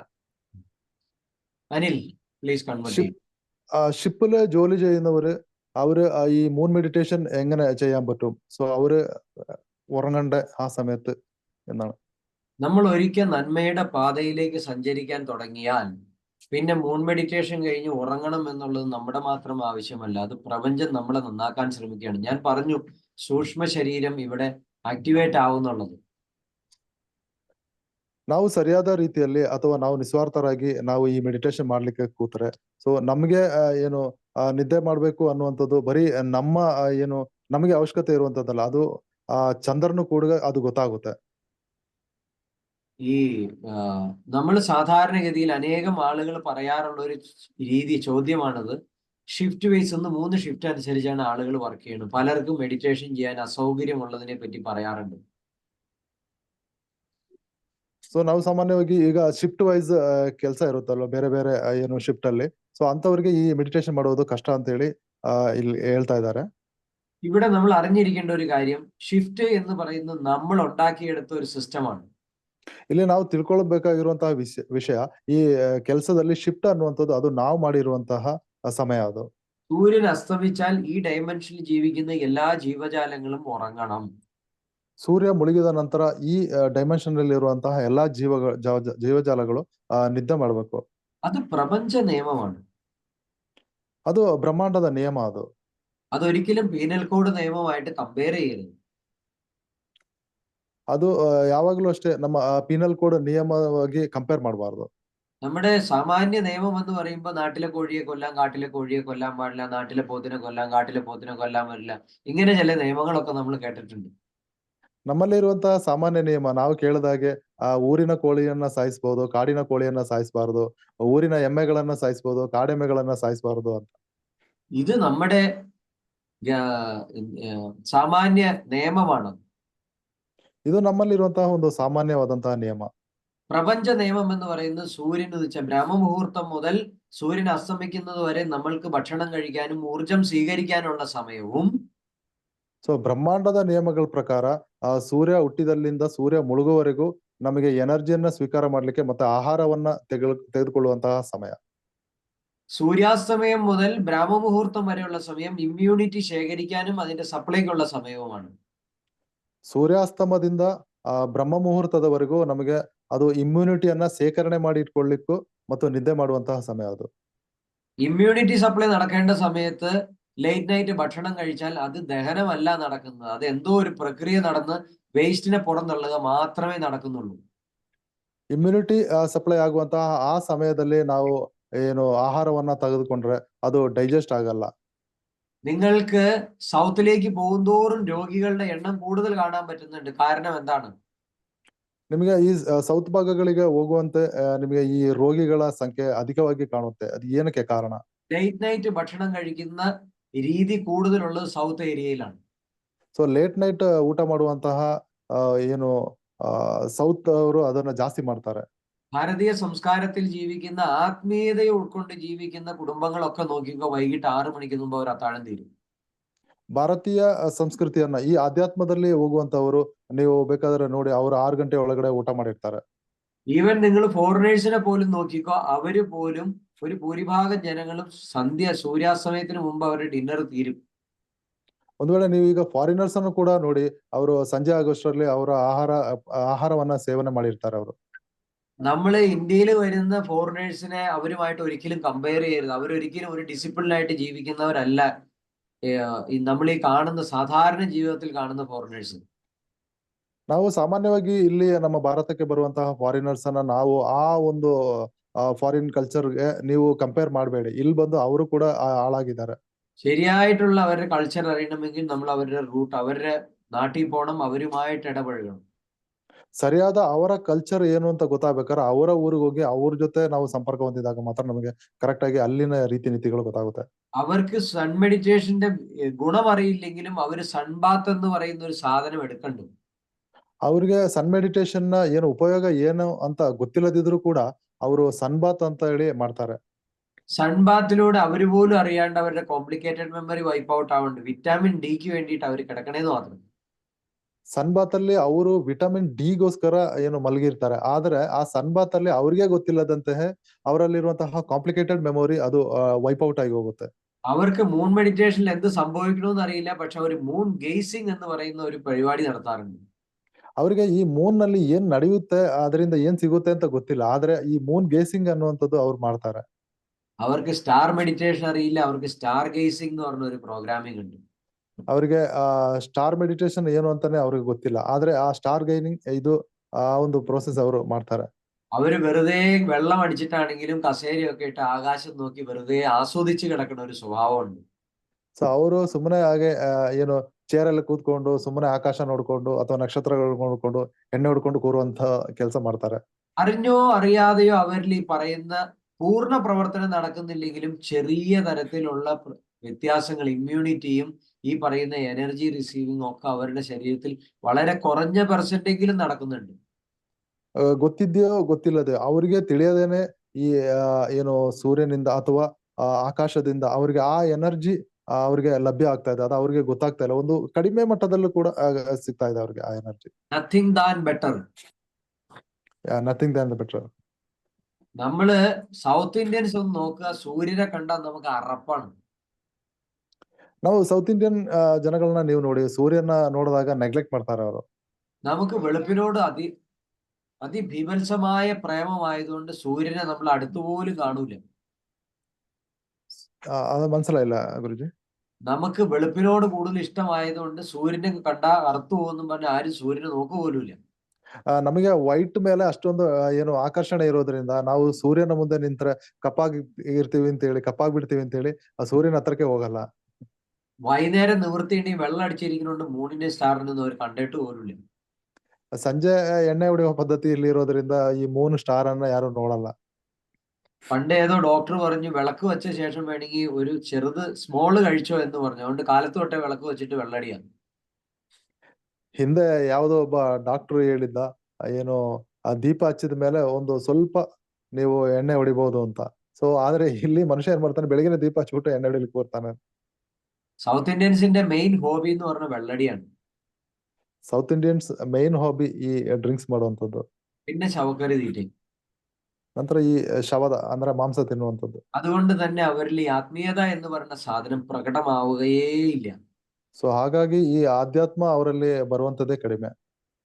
ഇതേ കാര്യം നമ്മൾ നോർത്തിൽ നോക്കുകയാണെന്നുണ്ടെങ്കിൽ അവരുടെ ജീവിത രീതിയേ വ്യത്യാസമുണ്ട്. ಇದನ್ನ ನಾವು ನಾರ್ತ್ ಅಲ್ಲಿ ನೋಡುವಂತದ್ದಾದ್ರೆ ಅವರ ಜೀವನ ಶೈಲಿಯಲ್ಲೇ ವ್ಯತ್ಯಾಸ ಕಾಣುತ್ತೆ. സ്വീറ്റ്സ് ഐറ്റം ഏറ്റവും കൂടുതൽ കഴിക്കുന്നത് നോർത്ത് ഇന്ത്യൻസ് ആണ്. ಸೊ ಮೀಟ್ಸ್ ಅಂದ್ರೆ ಮಾಂಸಗಳನ್ನ ಅತಿಯಾಗಿ ತಿನ್ನುವಂಥದ್ದು ನಾರ್ತ್ ಇಂಡಿಯನ್ಸ್. മാംസമല്ല, sweets. Sweet, okay sorry, sweet item north Indians ಜಾಸ್ತಿ ತಿಂತಾರೆ. അവർക്ക് ഈ പറയുന്ന ഒരു അസുഖങ്ങളും ഇല്ല. ಆದ್ರೆ ಅವ್ರಿಗೆ ಯಾವುದೇ ಏನು ಕಾಯಿಲೆಗಳು ಬರ್ತಾ ಇಲ್ಲ. മധുരം, പഞ്ചസാര പോലും വിഷമാണെന്ന് പറയുന്നത് മുഴുവൻ നമ്മൾ സൗത്ത് ഇന്ത്യൻസ് ആണ്. ಇಲ್ಲಿ ಸೌತ್ ಇಂಡಿಯನ್ಸ್ ಸ್ವೀಟ್ ಅಂದ್ರೆ ಶುಗರ್ ಕೂಡ ನಾವು ತಿನ್ನೋದು ಅದು ವಿಷ ಅಂತ ನಾವ್ ಹೇಳ್ತಾ ಇದೀವಿ. ഏത് വീട്ടിൽ നോക്കിയാലും എല്ലാത്തിനും ഷുഗർ, പ്രഷർ, കൊളസ്ട്രോള്, ജീവിതശൈലി രോഗങ്ങളാണ്. ಎಲ್ಲಿ ನೋಡಿದ್ರು ಕೂಡ ಈ ಶುಗರ್, ಪ್ರೆಷರ್, ಕೊಲೆಸ್ಟ್ರಾಲ್ ಇಂತಹ ಜೀವನ ಶೈಲಿ ರೋಗಗಳು ಕಾಣಿಸ್ಕೊಳುತ್ತೆ. ഞാൻ പറയുന്ന മെഡിറ്റേഷൻ ഒന്നും ചെയ്യേണ്ട. 6 മണിക്ക് ശേഷമുള്ള ഭക്ഷണം തീറ്റ മാത്രം നിർത്തിക്കോ, ശവക്കറി തീറ്റ നിർത്തിക്കോ, നിങ്ങളുടെ അസുഖങ്ങളൊക്കെ വീട്ടിൽ നിന്ന് പോകും. ಸೊ ಗುರುಜಿ ಏನ್ ಹೇಳ್ತಿದ್ದಾರೆ ಅಂತ ಹೇಳಿದ್ರೆ, ಸಂಜೆ 6 ಗಂಟೆಯ ಮೇಲೆ ನೀವು ಏನು ಊಟ ಮಾಡುವುದನ್ನ ನಿಲ್ಲಿಸ್ಬಿಡಿ. ಸೊ ಆಟೋಮೆಟಿಕ್ ಆಗಿ, ಅಥವಾ ಮತ್ತೆ ಈ ಮಾಂಸ ತಿನ್ನುವುದನ್ನ ನಿಲ್ಲಿಸ್ಬಿಟ್ರೆ ಆಟೋಮೆಟಿಕ್ ಆಗಿ ನಿಮಗೆ ಈ ಕಾಯಿಲೆ ಬರುವುದೆಲ್ಲ ಕಡಿಮೆ ಆಗ್ಬಿಡುತ್ತೆ. ഇത് മാത്രം മാറ്റം വരുത്തേ. മെഡിറ്റേഷൻ ഒക്കെ പിന്നെ അത് നിങ്ങൾക്ക് ജാതി, മാർഗവും മതവും ഇതൊക്കെ നോക്കിയിട്ട് വേണ്ട ചെയ്യണമെന്നുണ്ടെങ്കിൽ പിന്നെ അത് അക്സെപ്റ്റ് ചെയ്യണം. ഇതൊന്നും വേണ്ട. 6 മണിക്ക് ശേഷം ഭക്ഷണം കഴിക്കരുത്, നേരത്തെ കിടന്നുറങ്ങണം. ഈ പറയുന്ന ജീവിതശൈലിയിൽ ചെറിയ മാറ്റങ്ങൾ വരുത്തിയാൽ നിങ്ങളുടെ അസുഖങ്ങളൊക്കെ തന്നെ മാറും. ಈ 6 ಗಂಟೆಯ ಮೇಲೆ ನೀವು ಊಟ ಮಾಡೋದು ಬಿಟ್ರೆ ಅಥವಾ ನಾನ್ ವೆಜ್ ಅನ್ನ ತಿನ್ನೋದನ್ನ ಬಿಟ್ರೆ, ನೀವು ಸರಿಯಾದ ಸಮಯಕ್ಕೆ ರಾತ್ರಿ ಬೇಗನೆ ಮಲಗುವಂತಹ ಈ ಒಂದು ಪದ್ಧತಿನೇ ನೀವು ಅನುಸರಿಸ್ಕೊ ಬಂದ್ರೆ ಸಾಕು, ನಿಮ್ಮ ಎಷ್ಟೋ ಕಾಯಿಲೆಗಳು ವಾಸಿ ಆಗ್ಬಿಡುತ್ತೆ. ഈ ഓവർ ഈറ്റിംഗ് എന്ന് പറഞ്ഞാൽ നമ്മളെ കൊണ്ട് കൺട്രോൾ ചെയ്യാൻ പറ്റുന്നതല്ല. പ്രപഞ്ചത്തിന് നമ്മളെ നിയന്ത്രിക്കാൻ മാത്രമേ പറ്റുള്ളൂ. ಸೊ ಓವರ್ ಈಟಿಂಗ್ ಅದು ನಮ್ಮಿಂದ ಕಂಟ್ರೋಲ್ ಮಾಡಕ್ ಆಗಲ್ಲ. ಬ್ರಹ್ಮಾಂಡ ನಮ್ಮನ್ನ ನಿಯಂತ್ರಣ ಮಾಡ್ಲಿಕ್ಕೆ ಬ್ರಹ್ಮಾಂಡ ಕೂತಿದೆ. ഞാൻ അതിനൊരു രഹസ്യം പറഞ്ഞുതരാം. ಸೊ ಒಂದು ರಹಸ್ಯವನ್ನ ಇಲ್ಲಿ ಹೇಳ್ತಾರೆ. ഇപ്പോ പല പൈസയുള്ള ആളുകളും കുടല് കട്ട് ചെയ്തിട്ട് കുടലിന്റെ ലെങ്ത് കുറച്ച് ഭക്ഷണത്തിന്റെ അളവ് കുറയ്ക്കുന്ന ഒരു മെത്തേഡ് ഉണ്ട്. ಸೊ ಇಲ್ಲಿ ಈಗ ಹೊಸ ಮೆಥಡ್ ಬಂದಿದೆ. ನಮ್ಮ ಏನು ಕರುಳನ್ನ ಏನು ಕತ್ತರಿಸಿ ನಮಗೆ ಫುಡ್ ಅನ್ನ ಏನು ಕಡಿಮೆ ಮಟ್ಟದಲ್ಲಿ ತೆಗೆದುಕೊಳ್ಳಿಕ್ಕೆ ಅದೇನೋ ಒಂದು ವ್ಯವಸ್ಥೆ ಬಂದಿದೆ. നമ്മുടെ വയറിനെ രണ്ടായിട്ട്, ബ്രെയിനിനെ രണ്ടായിട്ട് തിരിച്ചേക്കുന്ന പോലെ വയറിനെ രണ്ടായിട്ട് തിരിക്കാൻ പറ്റും. ನಮ್ಮ ಬ್ರೈನ್ ಅನ್ನ 2 ಭಾಗಗಳಾಗಿ ವಿಭಾಗ ಮಾಡದಂಗೆ ಹೊಟ್ಟೆಯನ್ನ ಕೂಡ 2 ಭಾಗವಾಗಿ ವಿಭಾಗ ಮಾಡಲಾಗುತ್ತೆ. വയറിന്റെ ഒരു ഭാഗം പ്രപഞ്ചത്തിൽ നേരിട്ട് എനർജി സ്വീകരിക്കാനും മറ്റേ ഭാഗം ഭക്ഷണത്തിലൂടെ എനർജി സ്വീകരിക്കാനും വേണ്ടിയിട്ട് പകുത്തിട്ടുണ്ട്. ಹೊಟ್ಟೆಯ ಒಂದು ಭಾಗ ಏನು ಬ್ರಹ್ಮಾಂಡದಿಂದ ಎನರ್ಜಿ ಸ್ವೀಕಾರ ಮಾಡ್ಲಿಕ್ಕೂ, ಇನ್ನೊಂದು ನಾವು ಆಹಾರವನ್ನ ತಗೊಂಡು ಎನರ್ಜಿಯನ್ನ ತಗೊಳ್ಳಿಕ್ಕೆ 2 ಭಾಗವಾಗಿ ವಿಂಗಡಿಸಬಹುದು. നമ്മുടെ സൂക്ഷ്മ ശരീരത്തെ ആക്ടിവേറ്റ് ചെയ്ത് കഴിഞ്ഞാൽ ഈ പറയുന്ന പ്രപഞ്ചത്തിൽ നേരിട്ടുള്ള എനർജി സ്വീകരിച്ചുകൊണ്ട് നമ്മുടെ വയറിനെ ശൂന്യമാക്കി ഭക്ഷണമില്ലാതെ നമുക്ക് ജീവിക്കാം. ನಮ್ಮ ಸೂಕ್ಷ್ಮ ಶರೀರವನ್ನ ನಾವು ಆಕ್ಟಿವ್ ಮಾಡ್ಕೊಂಡು ಈ ಬ್ರಹ್ಮಾಂಡದ ಏನು ಎನರ್ಜಿಯನ್ನ ನಾವು ಸ್ವೀಕಾರ ಮಾಡ್ಕೊಂಡು ನಮಗೆ ಆಹಾರವನ್ನ ಅದರಿಂದ ಸೇವನೆ ಮಾಡುವಂತ ಒಂದು ಪದ್ಧತಿ ಇದೆ. ನಮ್ಮ ಏನು ಈ ಹಸಿವನ್ನ ಶೂನ್ಯವಾಗಿ ಮಾಡಬಹುದು. നമ്മുടെ മെഡിറ്റേഷന്റെ ക്വാളിറ്റിക്ക് അനുസരിച്ച് നമ്മൾ കഴിക്കുന്ന ഭക്ഷണത്തിന്റെ രുചിയും ആസ്വാദനവും വ്യത്യാസം വരും. ನಮ್ಮ ಮೆಡಿಟೇಷನ್ಗೆ ಅನುಗುಣವಾಗಿ ನಾವು ತಗೊಳ್ಳುವಂತಹ ಆಹಾರದಲ್ಲೂ ನಂತರ ಅದರ ಟೇಸ್ಟ್ ನಲ್ಲೂ ಕೂಡ ಆ ವ್ಯತ್ಯಾಸವನ್ನ ನೀವು ಗಮನಿಸಬಹುದು. നമുക്ക് ഭക്ഷണത്തിന്റെ രുചി കാരണമാണ് നമ്മൾ ഇന്ന് ഇത്രയും കഴിക്കണത്. ನಮಗೆ ಆಹಾರದಲ್ಲಿ ಅತಿಯಾದ ರುಚಿ ಸಿಕ್ಕೋದ್ರಿಂದ ನಾವು ತುಂಬಾ ಜಾಸ್ತಿ ತಗೊಳ್ತೀವಿ. പക്ഷെ മെഡിറ്റേഷൻ ചെയ്യുന്നവർക്ക് ഇത്രയും കഴിക്കുമ്പോഴേ അതേ ആസ്വാദനം, അതിനേക്കാൾ 10 മടങ്ങ് ആസ്വാദനം ഉണ്ടാവും, അതിനേക്കാൾ സന്തോഷവും ലഭിക്കും, വിശപ്പും മാറും. ಆದ್ರೆ ಮೆಡಿಟೇಷನ್ ಮಾಡುವವರು ಒಂದು ಸ್ವಲ್ಪ ಆಹಾರ ತಗೊಂಡ್ರೆ ಸಾಕು, ಈ ನಾವು ಏನು ರೆಗ್ಯುಲರ್ ಆಗಿ ತಗೊಳ್ತೀವಿ ಅದರ 10% ಏನು ಆ ಟೇಸ್ಟ್ ಅಥವಾ ಆ ಆಹಾರದ ಗುಣಮಟ್ಟ ಏನಿದೆ, ಸೊ ಅದನ್ನ ನಾವು ಅನುಭವಿಸಲಿಕ್ಕೆ ಸಾಧ್ಯ. കാരണം ഭക്ഷണം കൊണ്ട് എനർജി സ്വീകരിക്കേണ്ട വയറിന്റെ ഭാഗത്തെ പ്രപഞ്ചം തന്നെ നമ്മളിൽ അതിനെ വിഭജിച്ച് അതിനെ പകുതിയാക്കി മടക്കി മാറ്റി വയ്ക്കുക. അപ്പൊ നമുക്ക് പ്രപഞ്ചത്തിൽ നിന്നുള്ള എനർജി കൊണ്ട് നമുക്ക് ജീവിക്കാൻ പറ്റും. നമ്മൾ കഴിക്കുന്ന ഭക്ഷണത്തിന്റെ അളവ് കുറച്ചു മതി. ಆಹಾರದಿಂದ ಸ್ವೀಕಾರ ಮಾಡುವಂತಹ ನಮಗೆ ಏನು ಎನರ್ಜಿ ಇದೆ ಅದು ಬ್ರಹ್ಮಾಂಡವೇ ನಮಗೆ ನೀಡಿ ನಮಗೆ ಏನು ನಮ್ಮ ಹೊಟ್ಟೆಯನ್ನ ಏನು ನಮಗೆ ಆಹಾರ ಎಷ್ಟು ಬೇಕೋ ಅದನ್ನ ಕಡಿಮೆ ಮಟ್ಟದಲ್ಲಿ ತಗೊಂಡು ನಮಗೆ ಏನು ದೇಹಾಭಿವೃದ್ಧಿ ಮಾಡುವಂತಹ ಒಂದು ವ್ಯವಸ್ಥೆಯನ್ನ ಬ್ರಹ್ಮಾಂಡವೇ ನಮಗೆ ಕಲ್ಪಿಸಿಕೊಡುತ್ತೆ ಈ ಮೆಡಿಟೇಷನ್ ಮೂಲಕ. ഷിഫ്റ്റ് വൈസ് ജോലി ചെയ്യണമെന്ന് ഓർത്ത് നമ്മൾ വിഷമിക്കേണ്ട. നമ്മൾ മെഡിറ്റേഷൻ അങ്ങ് സ്റ്റാർട്ട് ചെയ്ത് കഴിഞ്ഞാൽ നമ്മളുടെ ഷിഫ്റ്റ് പ്രപഞ്ചം തന്നെ മാറ്റിച്ചു തന്നു. ಸೊ ಶಿಫ್ಟ್ ವೈಸ್ ಏನು ನಾವು ಜಾಬ್ ಮಾಡ್ತೀವಿ, ಅವರು ಯಾವುದೇ ರೀತಿಯಂತಹ ಚಿಂತೆ ಮಾಡ್ಬೇಕಾದ ಅವಶ್ಯಕತೆ ಇಲ್ಲ. ನಾವು ಮೆಡಿಟೇಷನ್ ಸ್ಟಾರ್ಟ್ ಮಾಡಿದ್ರೆ ಬ್ರಹ್ಮಾಂಡನೇ ನಮಗೆ ಆ ಒಂದು ಏನು ಅದಕ್ಕೆ ಬೇಕಾದಂತಹ ವ್ಯವಸ್ಥೆಯನ್ನ ಅದು ಕಲ್ಪಿಸಿಕೊಡುತ್ತೆ. ആരോഗ്യമുണ്ടെങ്കിൽ മാത്രമേ നിങ്ങൾക്ക് സമ്പത്ത് കൊണ്ട് എന്തെങ്കിലും ഗുണം ഉണ്ടാവുള്ളൂ. ನಿಮಗೆ ಆರೋಗ್ಯವಿದ್ದರೆ ನಿಮ್ಮಲ್ಲಿ ಸಂಪತ್ತಿದ್ದು ಅದಕ್ಕೆ ಏನಾದರೂ ಗುಣ ಇರುತ್ತೆ. നിങ്ങൾ പൈസ ഉണ്ടാക്കിയിട്ട് ആരോഗ്യം ഇല്ലെങ്കിൽ പിന്നെ എന്താ കാര്യം? ಅಥವಾ ನೀವು ದುಡ್ಡು ಮಾಡ್ಕೊಂಡು ನಿಮ್ಮ ಆರೋಗ್ಯ ಸರಿ ಇಲ್ಲ ಅಂತ ಹೇಳಿ ಪ್ರಯೋಜನ ಏನಿದೆ ಅದರಿಂದ? ആത്മീയത ഉള്ള ഒരുവന് ആരോഗ്യം ഉണ്ടാവും, കുടുംബം ഉണ്ടാവും, പൈസ ഉണ്ടാവും, എല്ലാം അവിടെ വരും. ಅಧ್ಯಾತ್ಮ ನಮ್ಮೊಳಗಿದ್ರೆ ನಮಗೆ ಆರೋಗ್ಯ ಇರುತ್ತೆ, ನಮ್ಮ ಕುಟುಂಬ ಸರಿ ಇರುತ್ತೆ, ನಮ್ಮಲ್ಲಿ ಹಣಕಾಸಿನ ವ್ಯವಸ್ಥೆನೂ ಕೂಡ ಚೆನ್ನಾಗಿರುತ್ತೆ. എത്രയോ വെളിയിലെ രാജ്യങ്ങളിൽ കഷ്ടപ്പെട്ട് ജോലി ചെയ്യുന്നവര് ഷിഫ്റ്റ് ഇങ്ങനത്തെ പ്രോബ്ലങ്ങളൊക്കെ പറഞ്ഞ് മെഡിറ്റേഷൻ ചെയ്ത് മാസങ്ങൾക്കുള്ളിൽ അവർ സ്വന്തമായിട്ട് ബിസിനസ് തുടങ്ങിയേക്കണം. അവർ അതിൽ നിന്ന് വിട്ടുമാറി പുതിയ ജോബിലേക്ക് മാറിയേക്കണം. ജീവിതം എല്ലാ തരത്തിലും നമുക്ക് പരിപൂർണ സംതൃപ്തിയിലേക്ക് പ്രപഞ്ചം തന്നെ നമുക്ക് വഴിമാറ്റി തരും. ಎಷ್ಟೋ ಹೊರ ರಾಜ್ಯಗಳಲ್ಲಿ ಅವ್ರಿಗೆ ಈ ರೀತಿ ಶಿಫ್ಟ್ ವೈಸ್ ಏನು ಪ್ರಾಬ್ಲಮ್ಗಳಿದ್ದು, ಸೊ ಅವರು ಈ ಮೆಡಿಟೇಷನ್ ಮಾಡುವ ಮುಖಾಂತರ ಅವರ ಎಲ್ಲಾ ಸಮಸ್ಯೆಗಳನ್ನ ಬಗೆಹರಿಸಿ ಅವರು ಹೊಸ ಹೊಸ ಬಿಸ್ನೆಸ್ ಗಳನ್ನೇ ಸ್ಟಾರ್ಟ್ ಮಾಡುವಂತದ್ದು ಆಗಿದೆ. राजेश, अभी आपका दूसरा प्रश्न.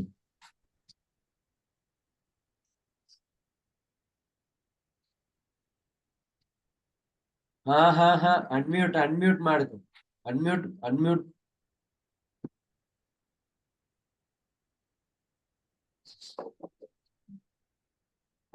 ಒಬ್ಬ ವ್ಯಕ್ತಿ ನಮಸ್ತೆ ಗುರುಜಿ. ಒಬ್ಬ ವ್ಯಕ್ತಿ ಈ ಜನ್ಮದಲ್ಲಿ ಜನ್ಮ ಪಡೆದದ್ದು ಯಾಕೆ? ಅಂದ್ರೆ ಅವ ಕಳೆದ ಜನ್ಮದಲ್ಲಿ ಏನಾದರೂ ತಪ್ಪು ಮಾಡಿದ್ದ ಕಾರಣ ഈ ജന്മ പടുത്തിതിർಬೋದಾ? ഓക്കെ. ഒരാള് ഈ ജന്മത്തിൽ ജനിച്ചിട്ടുള്ളത് ആ വ്യക്തി ജനിക്കാൻ കഴിഞ്ഞ ജന്മത്തിൽ എന്തെങ്കിലും മിസ്റ്റേക്ക് ആയിട്ടാണോ ഈ ജന്മത്തിൽ ജനിച്ചത്? നോക്ക്, അതിനൊരു സംശയമില്ല. ജന്മജന്മാന്തരങ്ങളായിട്ടുള്ള കർമ്മഫലത്തിന്റെ ഭാഗമായിട്ടാണ് നമ്മൾ ഓരോ ജന്മവും സ്വീകരിക്കുന്നത്. ഒരിക്കലും ഒരു കർമ്മഫലം ഇല്ലാതെ അവൻ ഭൂമിയിൽ പറക്കില്ല. അവൻ ഭൂമിയിൽ വരുന്നുണ്ടോ, അവൻ ദ്രോഹി, അവൻ മുൻജന്മത്തിൽ ചെയ്തിട്ടുള്ള പാപപുണ്യ കർമ്മത്തിനനുസരിച്ചാണ് അവന്റെ ജന്മങ്ങൾ വരണത്. അതിന് യാതൊരു ഇല്ല. അത് നമ്മൾ ഇന്ന് കുടിക്കുന്ന ജലമാണ് മൂത്രമായിട്ട് വെളിയിൽ പോകുന്നത്. അത് തന്നെയാണ് നമുക്ക് വീണ്ടും കുടിക്കാൻ കിട്ടുന്നത്.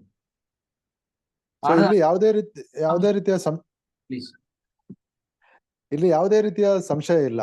ಒಬ್ಬ ವ್ಯಕ್ತಿ ಈ ಜನ್ಮದಲ್ಲಿ ಹುಟ್ಟಬೇಕು ಅಂತ ಹೇಳಿದ್ರೆ ಆತನ ಹಿಂದಿನ ಆ ಕರ್ಮ ಫಲಗಳನ್ನ ಆತ ಮಾಡಿದಂತಹ ಕರ್ಮಗಳಿಂದಲೇ ಆತ ಈಗಿನ ಜನ್ಮದಲ್ಲಿ ಹುಟ್ಟಿರುವಂತಹದ್ದು. അപ്പൊ നമ്മളുടെ ശരീരത്തിൽ നിന്ന് പോകുന്ന വിസർജ്യ വസ്തു തന്നെ നമുക്ക് വീണ്ടും ഭൂമിയിലേക്ക് തിരിച്ചു വരുന്നത് പോലെ കർമ്മഫലത്തിനനുസരിച്ച് കറങ്ങി തിരിഞ്ഞ സൈക്കിൾ ക്രിയേറ്റ് ചെയ്ത് ജന്മജന്മാന്തരങ്ങളായിട്ട് മാറി വീണ്ടും നമ്മൾ മനുഷ്യനായിട്ട് പിറക്കും. അത് മനുഷ്യജന്മം ഒരു ഭാഗ്യമുണ്ട്. വേണമെങ്കിൽ അവിടുന്ന് മോക്ഷം ലഭിച്ചു പോവാം, അല്ലെങ്കിൽ ഇവിടുന്ന് വീണ്ടും കുത്തിത്തിരിപ്പും തമ്മിത്തല്ലും ഉണ്ടാക്കി വീണ്ടും വല്ലയിടത്തും പോയി കിടക്കാം.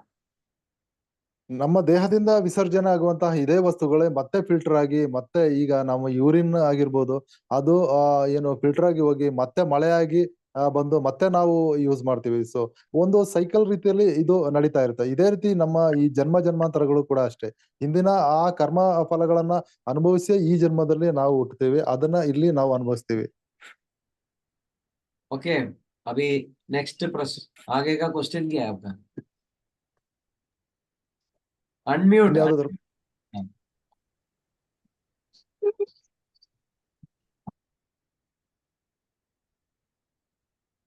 राजेश, अनम्यूट करो ना, बार म्यूट करने का जरूरत नहीं, आप अनम्यूट करो,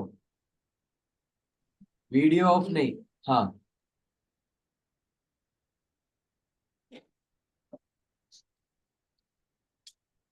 ಗುರುಜಿ, हाँ जी. ಸೂರ್ಯ ಧ್ಯಾನದ ಸಮಯ ಯಾವುದು ಮತ್ತೆ ಅದರ ನಿಯಮ ಏನು ದಯವಿಟ್ಟು ತಿಳಿಸಿಕೊಡಿ. ओके, सन मेडिटेशन. हाँ, ओके. सूर्य സൺ മെഡിറ്റേഷന്റെ ടൈമിങ്സ് എന്താണ്? അത് എങ്ങനെയാണ് ചെയ്യുന്നത്? സൺ മെഡിറ്റേഷനും മൂൺ മെഡിറ്റേഷനും പ്രത്യേക സമയമുണ്ട്. സൺ മെഡിറ്റേഷൻ ಮತ್ತೆ മൂൺ മെഡിറ്റേഷನ್ಗೆ ಬೇರೆ സമയಗಳಿದೆ.